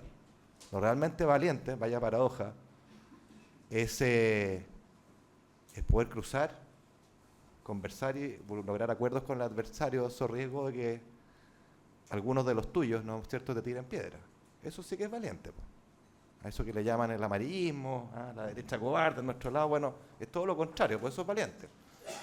Entonces, yo creo que ese es el camino y una de las lecciones fundamentales de este proceso, y me acuerdo que me alegro que estemos de acuerdo con tanto de esta Natalia, en que sin crecimiento, como alguna vez dijo el presidente Lagos, medio peyorativamente respecto a los músicos, el resto es música, dijo, ¿no?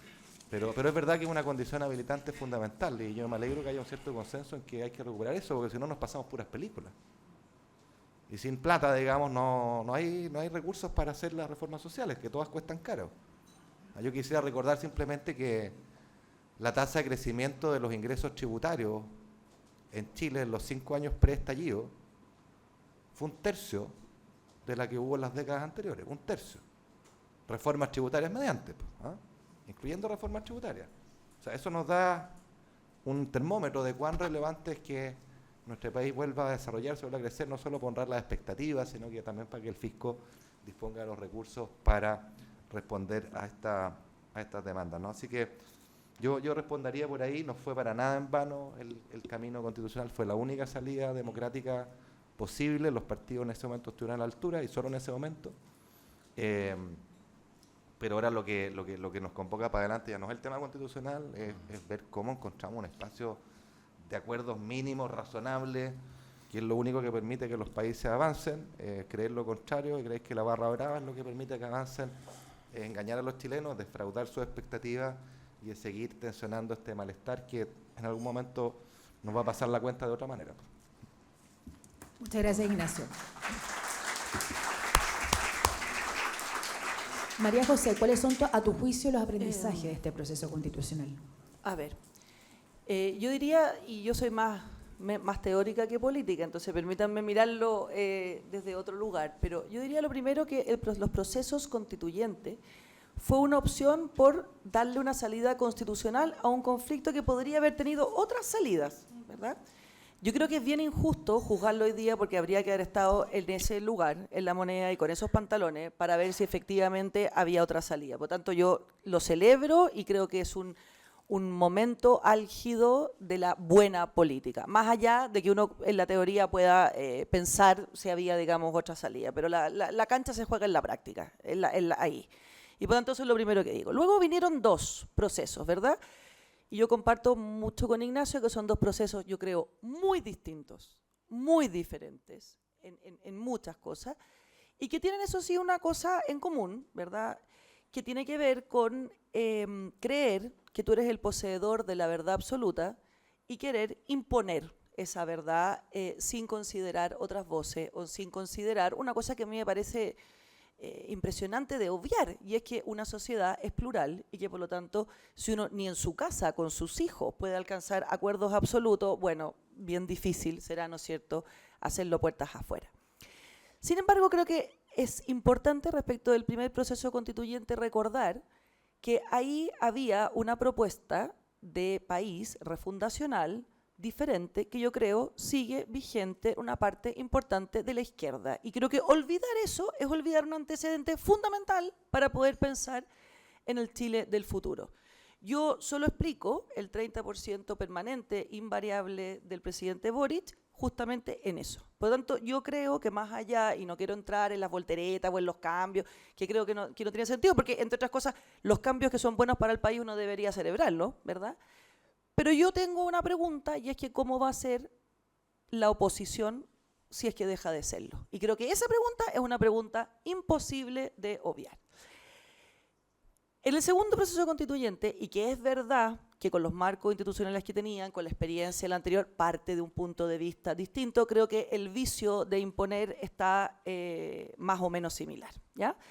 Entonces, la pregunta teórica es la pregunta del cambio, y de hecho la pregunta del PNUD, del informe del PNUD, es por qué nos cuesta cambiar, ¿verdad? Y yo aquí quiero plantear una teoría, una hipótesis.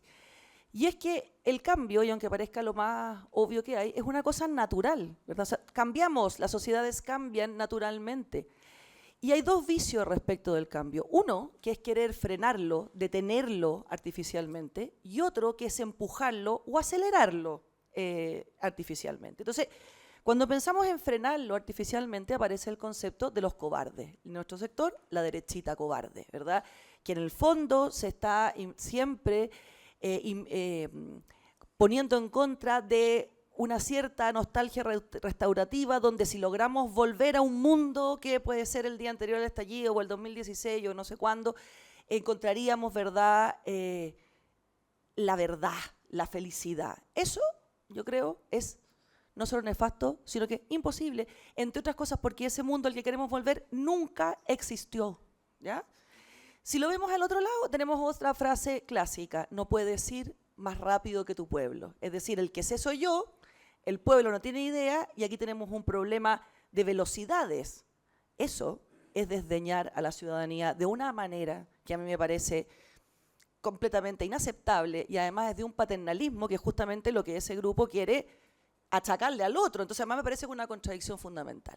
Visto así, ¿no es cierto?, lo que nosotros deberíamos lograr es un cierto equilibrio adecuado entre la identidad y el cambio, porque es verdad que aquí hay partidos políticos, hay pensamientos que tienen identidades, y esas identidades es importante tenerlas claras y definidas para ponerlas en juego. Pero la diferencia que yo veo es que un acuerdo, no por el acuerdo, sino que un acuerdo a mí me gusta mucho más llamarlo negociación, aunque la palabra suene fatal, pero me gusta mucho más, requiere, y este es el error, creo yo, tener una identidad clarísima. O sea, el que logra acuerdos es el que más sabe quién es todo lo contrario. O sea, solo se negocia desde la identidad, porque desde ese lugar yo sé cuáles son mis banderas rojas y cuáles, teniendo respecto de ella mucha convicción, puedo de alguna manera matizar. Por tanto, yo, y hablando desde mi sector, creo, y de toda la razón le encuentro a Ignacio, la gran pelea que tenemos que dar los que yo creo realmente somos democráticos y tenemos adelante el largo plazo, el de la gobernabilidad, no el de los votos, que es súper tentador y que tiene una lógica distinta, es esa. Es pensar nuestras identidades y desde ahí poder articularlo. Entonces, creo que el gran problema que esas identidades enfrentan es el problema de lo que se ha llamado el malestar. Yo dije antes que no me convence mucho eso, pero no me convence por dos cosas. Primero porque como está puesto el concepto, tiende a desconocer todo lo que había detrás. Y yo creo que eso es un error, ¿verdad?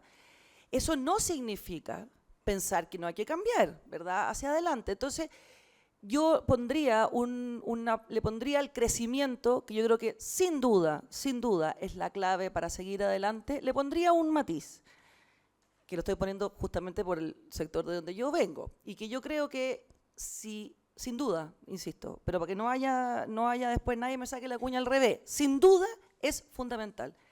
Pero salir de la pobreza no es suficiente. Yo partí diciendo que tenemos una sociedad infinitamente más compleja, que ha avanzado, que tiene otras expectativas, que tiene otras necesidades, y por lo tanto el crecimiento no es en sí mismo, sino que es para poder desarrollar políticas sociales adecuadas que permitan un proyecto político y un país que sea inclusivo, en el que todos podamos tener parte, aceptando que la vida tiene diferencias, ¿verdad? Y que el paraíso, al menos creo yo, no es para este mundo. Luego, por último, creo que hay una cosa muy importante que incorporar en la ecuación, y que es la agencia. Las sociedades, las personas, tienen capacidad de agencia, tienen capacidad de cambiar. Y yo creo que eso es algo que hay que activar en la ciudadanía. No se trata que los distintos proyectos políticos le vengan a decir, mira, ¿usted qué le parece mejor, esto o esto? Y usted elija. Está bien, eso es una cosa.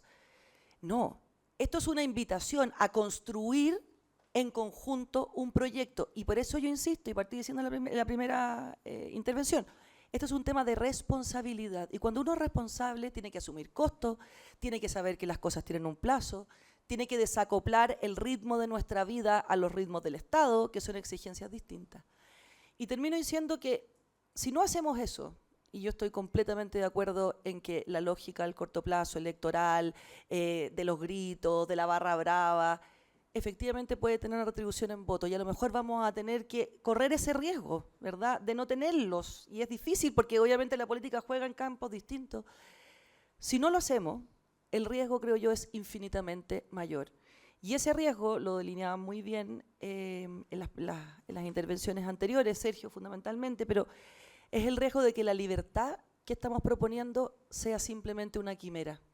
Y cuando lo que proponemos es una quimera, entonces renunciar a ello es de toda lógica. O sea, si yo no puedo salir de mi casa, si mis hijos no pueden ir a la plaza, si yo no puedo, y no solamente en seguridad, sino que si trabajo y en verdad igual no tengo una pensión o en verdad tampoco puedo ir entonces, ¿de qué me están hablando? Entonces, creo que hay que oír a la ciudadanía, que es distinto que hacerla hablar como un ruido, sino que oírla de verdad, pero insisto también que nunca vamos a poder tener esa percepción prístina de esa audición, y por lo tanto tenemos que jugar con los datos que tenemos, que creo yo que después del estallido y todos estos procesos ya son bastante suficientes.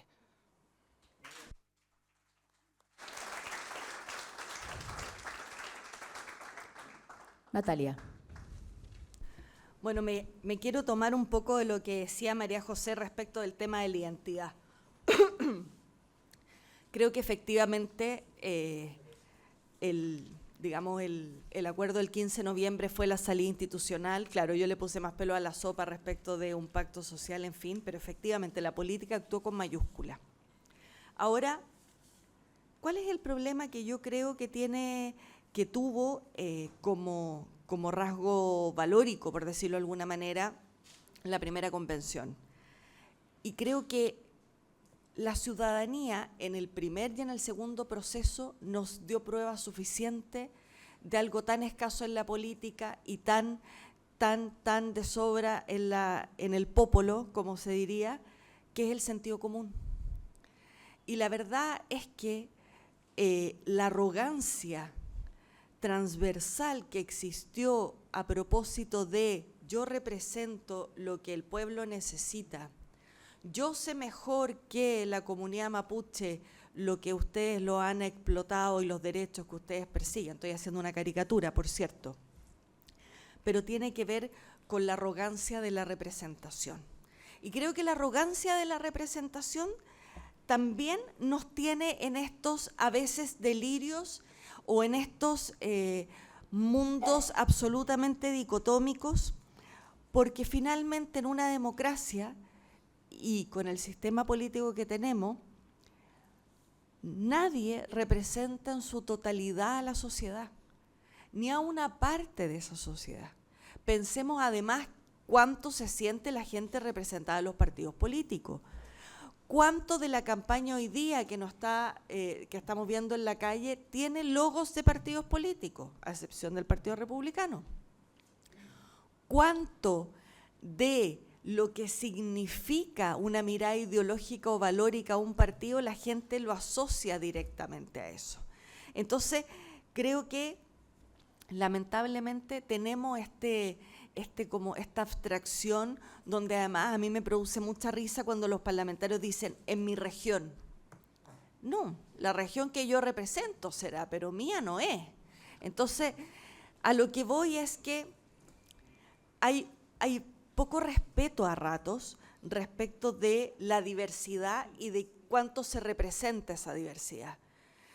Yo siempre he dicho a propósito del tema de pensiones que a mí en lo personal, a propósito de mi visión del mundo, me duele que la solidaridad no sea un valor imperante como número uno en la reforma de pensiones.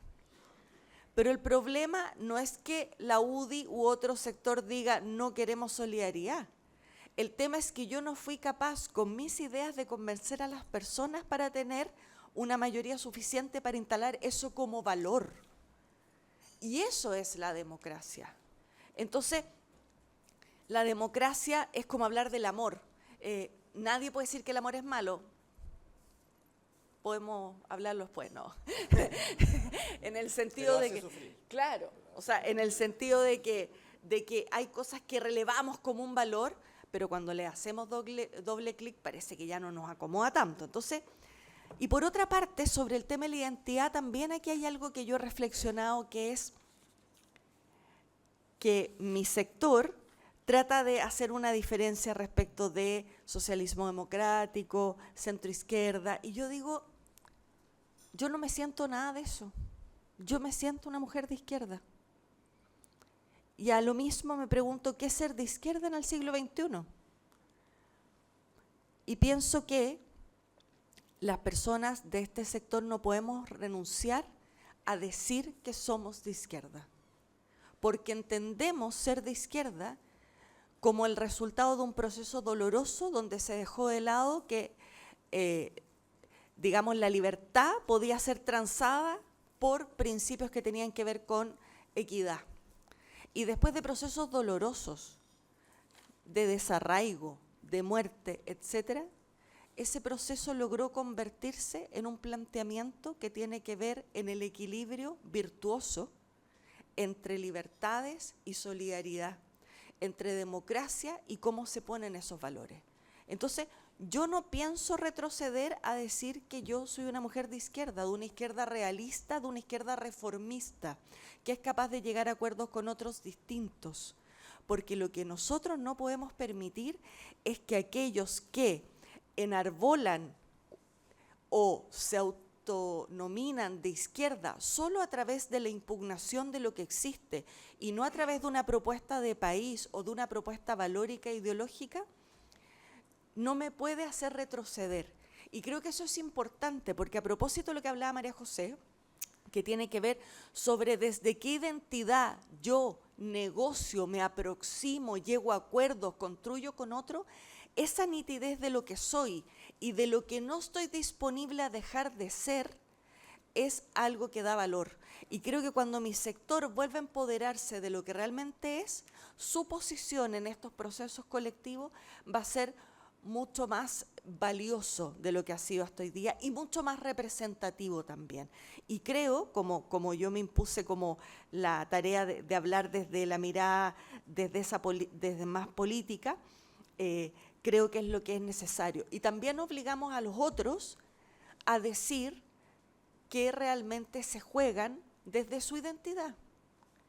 Porque a mí también me importa saber, más allá de que mano dura, más carabinero, menos, no sé, más pena, etcétera, me importa saber cuál es la declaración valórica, ideológica y de mirada de país que tiene Republicano. Y creo que esto es una llamada de atención también a los ciudadanos, que nos conformamos con el eslogan más allá de la propuesta. Y terminamos fracturados y frustrados porque ese eslogan no se cumple. Porque el que te dice le voy a poner fin a la delincuencia y al crimen organizado te está mintiendo. Porque eso es producto de una construcción política de diversos. El problema no es saber qué queremos cambiar de la sociedad. Todos tenemos claro que la delincuencia es un problema. Donde tenemos el disenso es cómo vamos a cambiar eso que no nos gusta o que apreciamos como que es disruptivo o que nos molesta. Entonces, creo que la política le tiene que exigir a los propios y a los otros una definición de esa identidad, de qué valores acuña, qué propuesta de país tiene. Porque finalmente hoy día en esto del festival de los nombres, quién es más de izquierda, entonces yo ahora ya no puedo decir que soy de izquierda, tengo que decir que soy de centro izquierda, porque la izquierda tiene otra denominación. Yo creo que esa batalla no está perdida y hay que seguir dándola.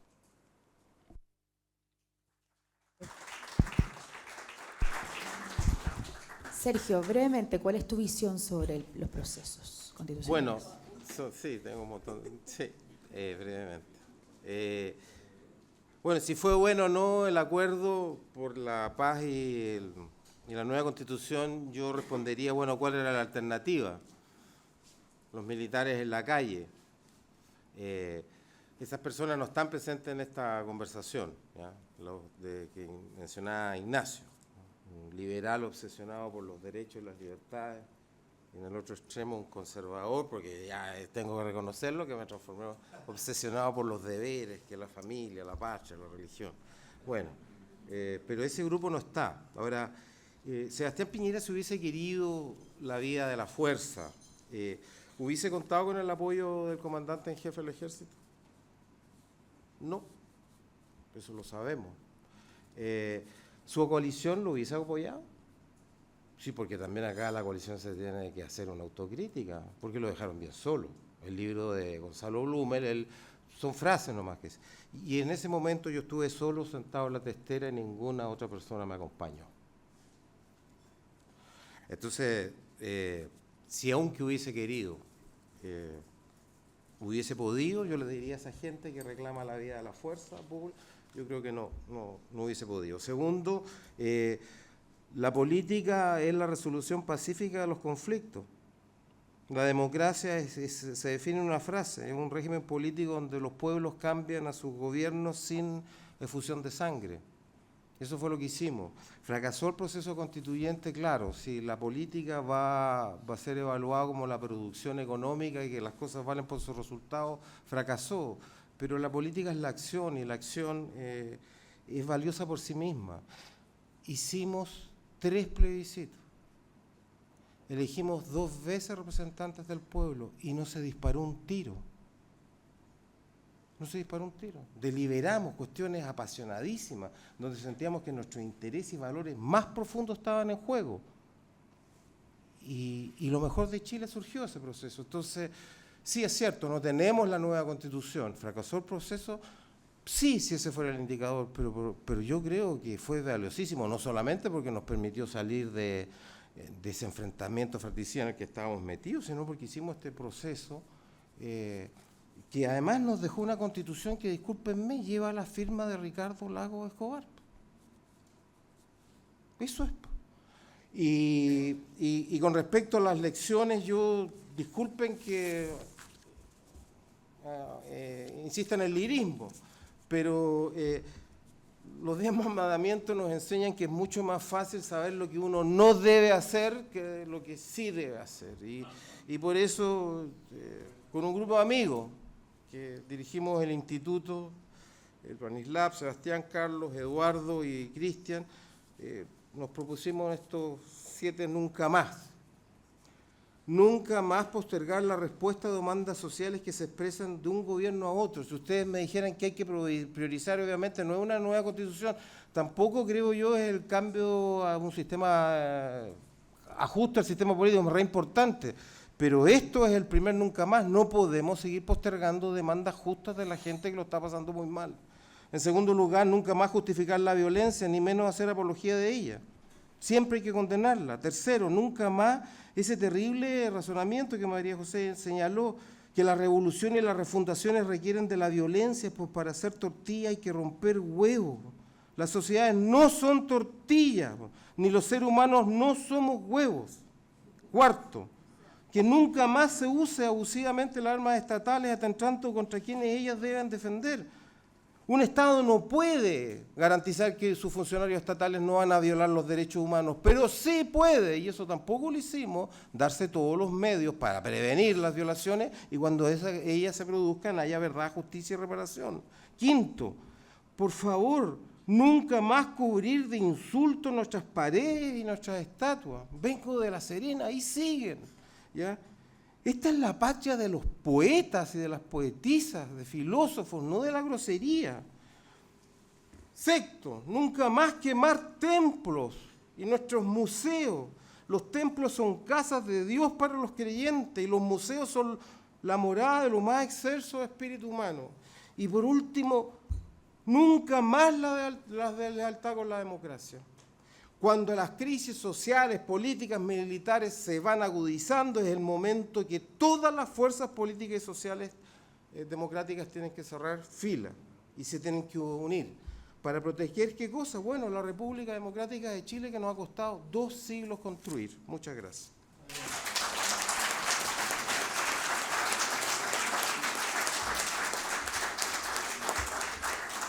Vamos a ir brevemente a la última ronda de preguntas y esta va a ser un poco distinta porque van a ser preguntas más específicas en relación a algunos temas que cada uno de los panelistas ha hablado.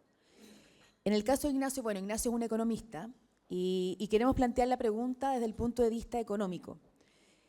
Se ha dicho que algunos de los componentes del estallido social, Ignacio, fueron la rabia y la frustración porque el país dejó de generar oportunidades de desarrollo para las personas. De hecho, hablamos hace un rato, tú mismo lo dijiste, de la década perdida de crecimiento. Y la situación no se vislumbra positiva para los próximos años, tal como tú lo has reflexionado recientemente. La pregunta es, ¿de qué manera podemos evitar que nuevamente las personas vean frustradas sus oportunidades de desarrollo y cuál debería ser, por lo tanto, el foco en materia económica para los próximos años para poder lograrlo? No se vayan, no se vayan. Aquí es lo mejor.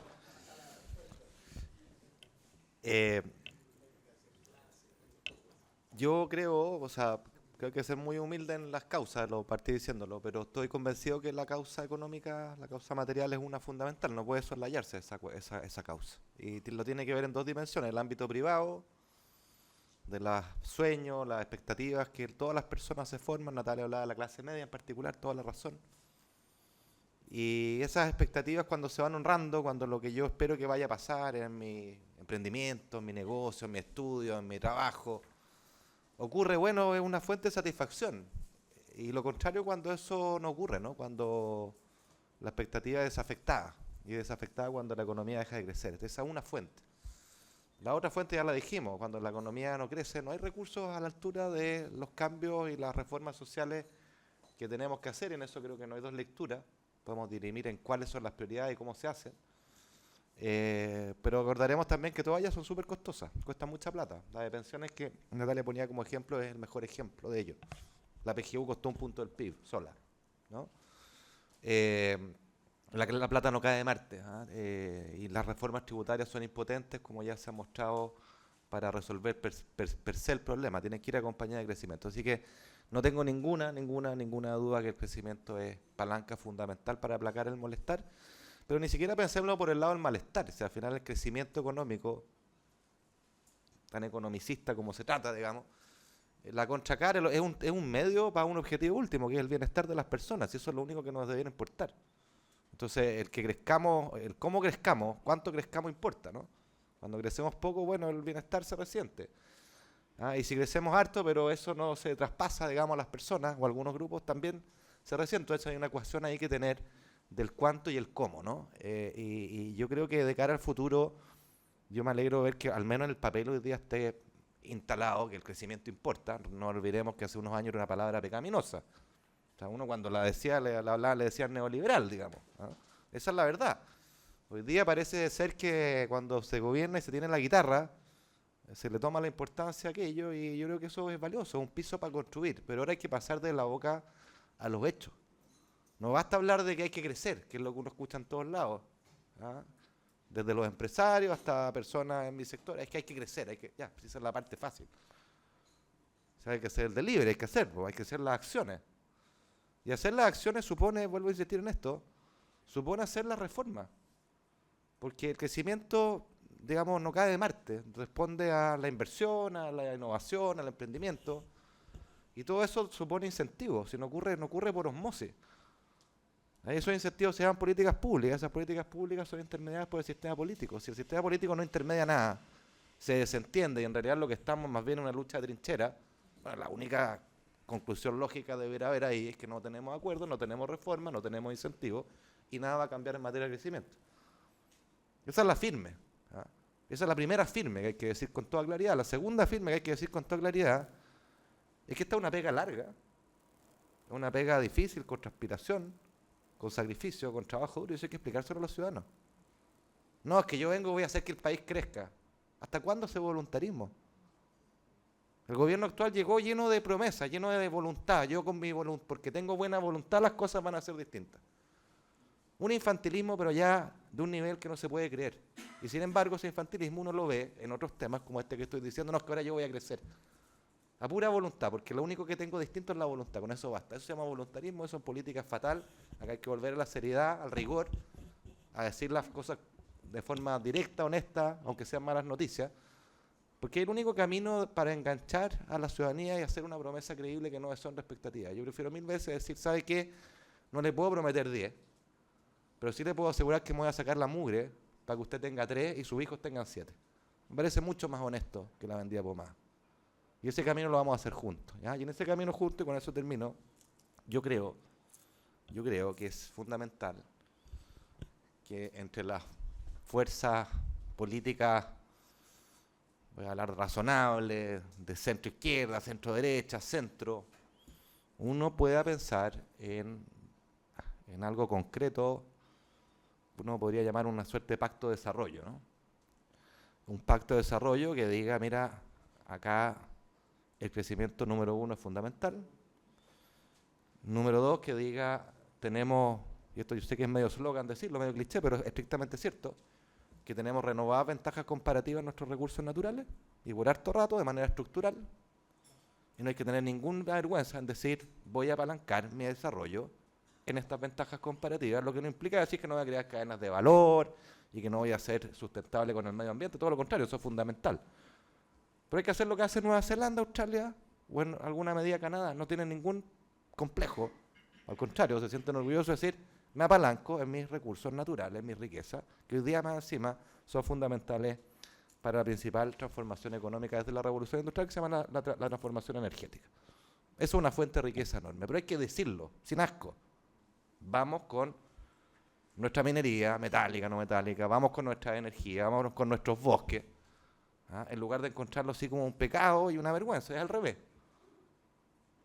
Parece trivial lo que estoy diciendo, pero no es tan obvio, porque te echas arriba a tu tribu. Tienes que ir contra de repente ciertos eslóganes que se han instalado. Entonces, piso número 1. Piso número 2, ¿estamos de acuerdo sobre eso? Sí. Bueno, entonces fijémonos objetivos de producción, metas ambiciosas. Si hoy día estamos produciendo 100 en minería, igual que hace 20 años en cobre, estamos estancados. Bueno, pongamos una meta de 150 al 2050. Ambiciosa, pero que factible. Entonces uno pone la meta y luego dice, bueno, ¿cómo lo hago? ¿Qué tengo que hacer? Bueno, tengo que atraer multimillonarias inversiones porque eso es lo que necesita ese sector para desarrollarse. ¿Cómo entrego certeza a ese sector? Los permisos, el ecosistema de permisos, que es una hoja de ruta, afortunadamente, que parte con este gobierno. Yo creo que tiene mucho valor porque instala la idea, no es suficiente, pero a partir de ahí construye una política de Estado. Entonces, ese es el rayado de cancha, creo yo, con una mirada larga, honesta, difícil, sin vender la pomada, pero factible, que puede ser una palanca de mucha riqueza que hay que construir. Eso supone acuerdos políticos ex ante sobre estas cuestiones bien fundamentales, ¿no? Necesitamos esa mirada, y yo creo que esa mirada, además, con esto termino, tiene una ventaja política, es que permite ser abrazada por las banderas de ambos lados. Desde la izquierda, la centroizquierda, dirán, esto como que coquetea un poquito con la idea de política industrial. Me gusta, afirmo. Y desde la centro derecha diríamos, bueno, esto es inversión, esto es crecimiento, esto es desarrollo, la afirmo. ¿Ya? Entonces, eso creo que es un espacio que invitaría a que lo pensemos, lo construyamos. Uno no puede improvisar cuando los gobiernos llegan al Congreso, todo pasa demasiado rápido. Y además, como ya se ha dicho, con el desorden político y los problemas de gobernabilidad, al final es una administración del día a día y no una impronta de mirada larga, ¿ya? Que busque el crecimiento, el desarrollo en estos términos. Muchas gracias, Ignacio, por tu reflexión.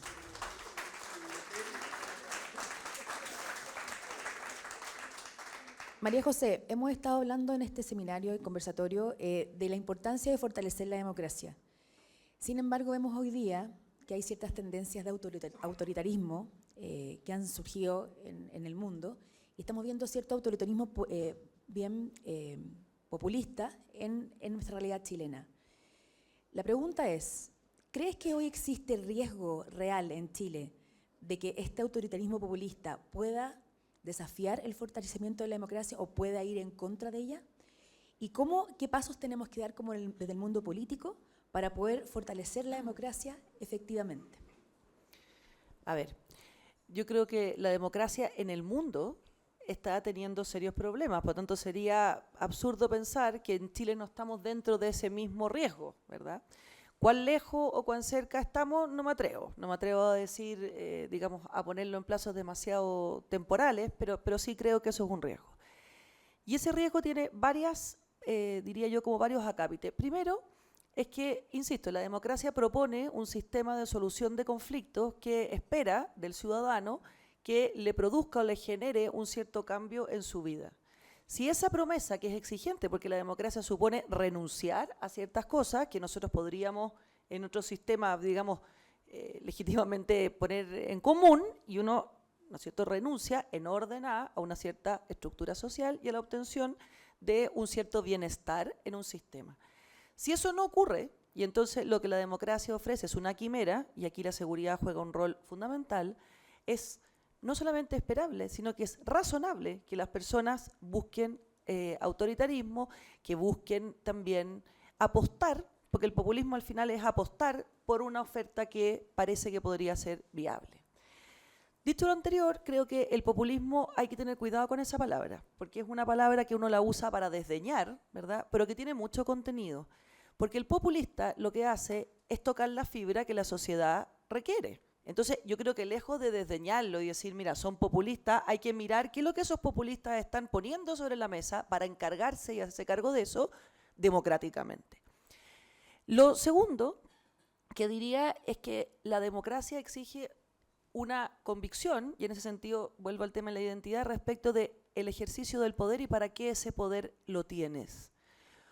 Hay una lógica que entiende el poder relacionado con la gobernabilidad, es decir, yo aspiro a ejercer el poder para, a partir de un proyecto político, generar gobernabilidad según lo que ese proyecto ofrece o lo que se sitúa. Hay otro, yo creo que aquí hay un riesgo para la democracia, grupo de personas que entiende el poder como una resistencia, es decir, el poder está para, ya no desde la moneda tanto, sino que más bien desde el Congreso, ejercer una muralla para todo aquello que vaya a contaminar la pureza máxima de mis ideas. Entonces, yo creo que una forma importantísima de defender la democracia es aliarse con aquellos que de verdad creen que aquí lo que importa es el proyecto de país, aun cuando tú tengas claras tus ideas. Insisto, esto no es perder la identidad, pero sí es construir a partir de esa identidad. Y por último, así como Ignacio pone la fuerza en el crecimiento, que yo también la tengo, y yo pongo la fuerza en la educación. Yo creo que en toda esta discusión, en que estamos siempre como en la punta de arriba del problema, perdemos a veces de vista que la democracia también es un proceso cultural, y por lo tanto hay que enseñar a vivir en democracia, hay que enseñar a cómo los ciudadanos tienen que tener agencia, son actores, son responsables, y eso se aprende en el colegio, en la casa, a tratar al otro no como un enemigo, a poder discutir, a manifestar las ideas de una manera racional y con argumentos y no simplemente a ponerlas encima. Entonces creo que a tu respuesta, hay unas cosas cortas. Esas cosas cortas son logros, son gestión, no solo crecimiento, sino que también gestión, es eficiencia, es capacidad de percibir los cambios. Pero hay otra súper importante que tiene que ver con la educación para la democracia, con entender lo que significa ser ciudadano, cuál es la responsabilidad que tenemos, y yo creo que de eso hay que ir, si no queremos caer en esos riesgos, absolutamente en paralelo. María José. Natalia, quiero que profundicemos en el concepto que tú mencionaste recién acerca de la identidad y los eslogans que se ponen ciertas personas, basada en que hay un sector del actual gobierno que mantuvo una actitud de justificación de la violencia en el estallido social. Y hoy esos mismos grupos condenan la violencia y alaban, por ejemplo, a Carabineros. A tu juicio, ¿crees que este es un cambio real de estos dirigentes o es un acomodo porque el discurso sintoniza de alguna manera con las encuestas o a lo mejor de otro modo? ¿Es honesta esa posición? ¿Es su real identidad? ¿O cuando sean oposición podrían eventualmente justificar nuevamente la violencia? Qué difícil pregunta. Sí, no, difícil pregunta porque no me atrevo a evaluar la genuina, digamos, o no, cambio de las personas. Lo que yo creo que no hay nada de malo en cambiar. Yo he cambiado de opinión muchas veces en la vida, o algunas cosas que pensaba que eran muy claras. Yo tenía mucha opinión, y les voy a contar algo personal, yo tenía mucha opinión sobre los tipos de madres. Y me reía mucho, yo fui mamá vieja, entonces me reía mucho antes de tener hijos, y le tenía nombres. La ultra preocupada era la madre naturaleza, la otra no sé qué, y tenía una serie de sobrenombres. Y cuando fui mamá, todo eso de lo que yo me reía, como que se me abalanzó, como una de realidad completamente, y cambió opinión en muchas cosas. Entonces, a lo que voy es que el problema no es cambiar, ni tampoco, y al contrario, creo que hay cambios que ha tenido el Frente Amplio súper favorables. El punto es que uno requiere, desde la política y desde las relaciones sociales, entender ese cambio. Y el entender ese cambio significa explicar ese cambio. Y yo creo que una de las cosas que yo lo veo con mis alumnos, que es muy generacional, es no creer que hay cosas que no importan. Y yo creo, por ejemplo, que hubiese sido deseable, y esto lo digo como ciudadano, hubiese sido deseable para mí que en el anuncio del CAE, por ejemplo, cuyo proyecto tiene muchas similitudes con la del expresidente Piñera, se pudiese explicar aquello. O sea, decir, esto nos dimos cuenta que no tenía viabilidad, o que sí la tenía, o que esto es la medida de lo que la sociedad nos ha permitido hacer, o esto es lo que va a lograr efectivamente que gobierno y oposición podamos llegar a un acuerdo. O sea, creo que los cambios de conducta y en los cambios en la política son deseables que se expliquen. Y la verdad es que creo que no corresponde hacer un juicio si es que fue un porrazo por el cual cambiaste, o porque un día te diste cuenta que habías estado profundamente equivocado. No lo sé. Pero creo que también tiene que ver estos cambios tan vertiginosos o que a nosotros nos parecen vertiginosos, tienen que ver también con algo que hablaba en la pregunta anterior, que tiene que ver con el tema de la identidad. Yo todavía no logro entender cuál es la identidad del Frente Amplio a propósito de que se creó impugnando a otros, diciendo que lo harían mejor y que como lo estaban haciendo lo otro era malo y que sus valores eran tal o cual. De modo que a mí me cuesta saber cuáles son sus principios y valores o su mirada valórica e ideológica de la sociedad. Y creo que por eso también nos cuesta tanto visualizar cuando ocurren estos cambios. Ahora, yo sí creo, y esto lo he dicho al interior de mi partido, que uno de los desafíos que tenemos nosotros es que eventualmente, y lo más probable es que así sea, que cuando seamos oposición, como decía mi abuelita, ahí veremos cuántos pares son 3 moscas. Porque la verdad es que el dilema va a ser, ¿vamos a hacer una oposición obstruccionista como la que se fue con el gobierno del presidente Piñera? Yo creo que no. Creo que nosotros no tenemos que estar disponibles para eso.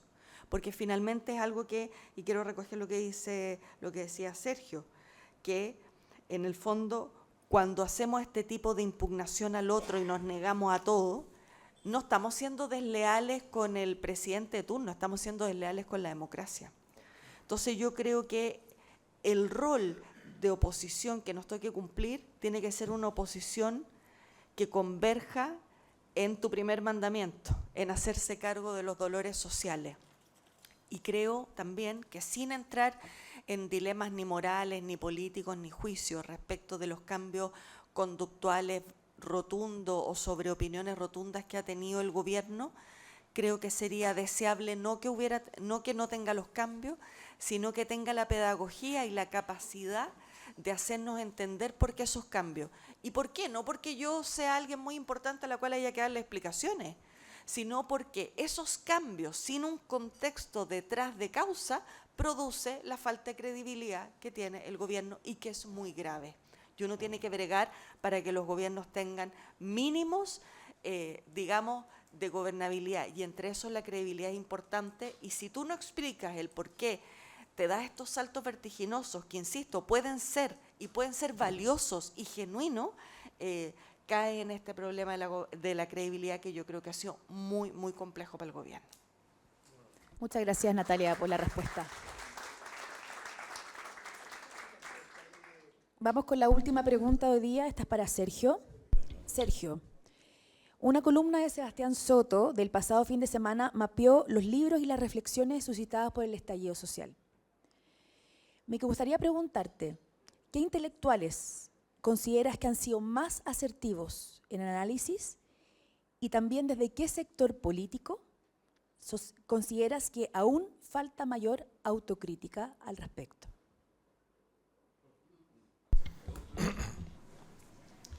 Bueno, yo aconsejo los libros de Gonzalo Blumen, La Vuelta Larga, y de Jaime Quintana, Sírvase Pasar, porque van a dos actores centrales que jugaron un rol muy importante para que superáramos la crisis del 2019. Voy a seguir. Bueno, Carlos Peña y Patricio Silva tienen un libro sobre la crisis del 2019, que son 5 artículos adentro, 6, donde vienen las causas sociales, económicas, políticas, culturales, que me parece que es un esfuerzo muy serio, muy sintético, con distintas miradas que vale la pena. Bueno, sí, ya estoy acá como...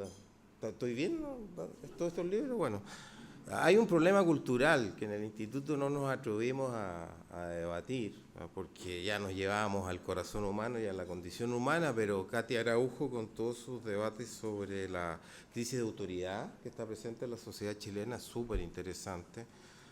Y la Lucio Porto, cuando aborda el lumpen consumismo que lo destruye todo eso lo vimos también. Me parecen 2 aportes del mundo, desde el punto de vista de la cultura, de lo que está detrás del 2019, que vale la pena.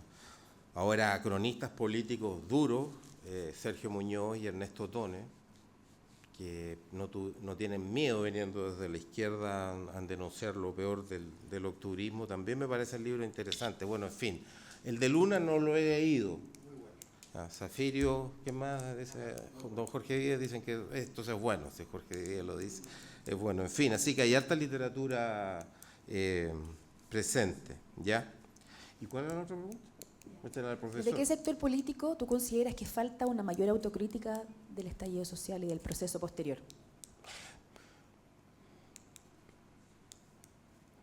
A mí, la verdad, de las cosas que voy a poner la expresión, lo que más rabia me da no es la falta de autocrítica, sino que la hipocresía.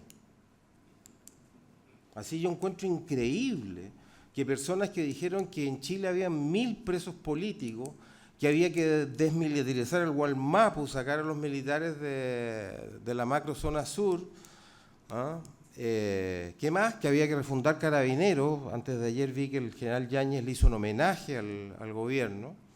¿Ya? Los que dijeron que las violaciones eran sistemáticas, es decir, que acá hubo un presidente de Chile que ordenó un ataque masivo a la población chilena y que hubo una institución que obviamente, si eso era cierto, había que refundar, que era Carabineros de Chile, hoy día guarden silencio o sin dar ninguna explicación cambian de postura. Discúlpenme, pero es que esto es gravísimo porque la política se hace con las palabras, los seres humanos somos seres de palabra.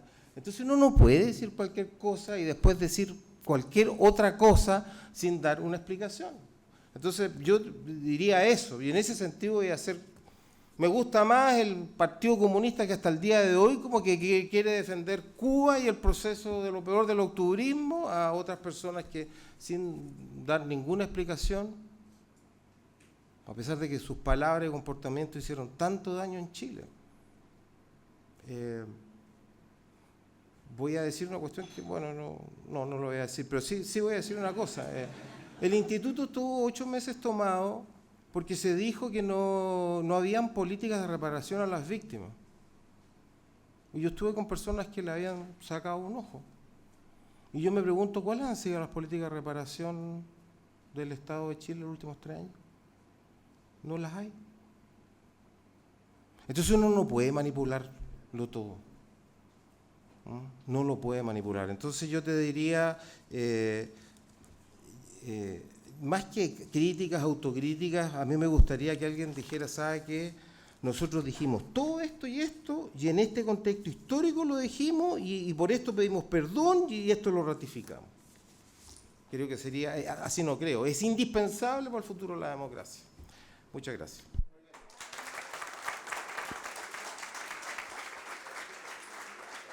Bueno, les queremos agradecer por haber venido hoy día, a los panelistas. Muchas gracias, fue un interesante conversatorio con muchas lecciones y aprendizajes para el futuro.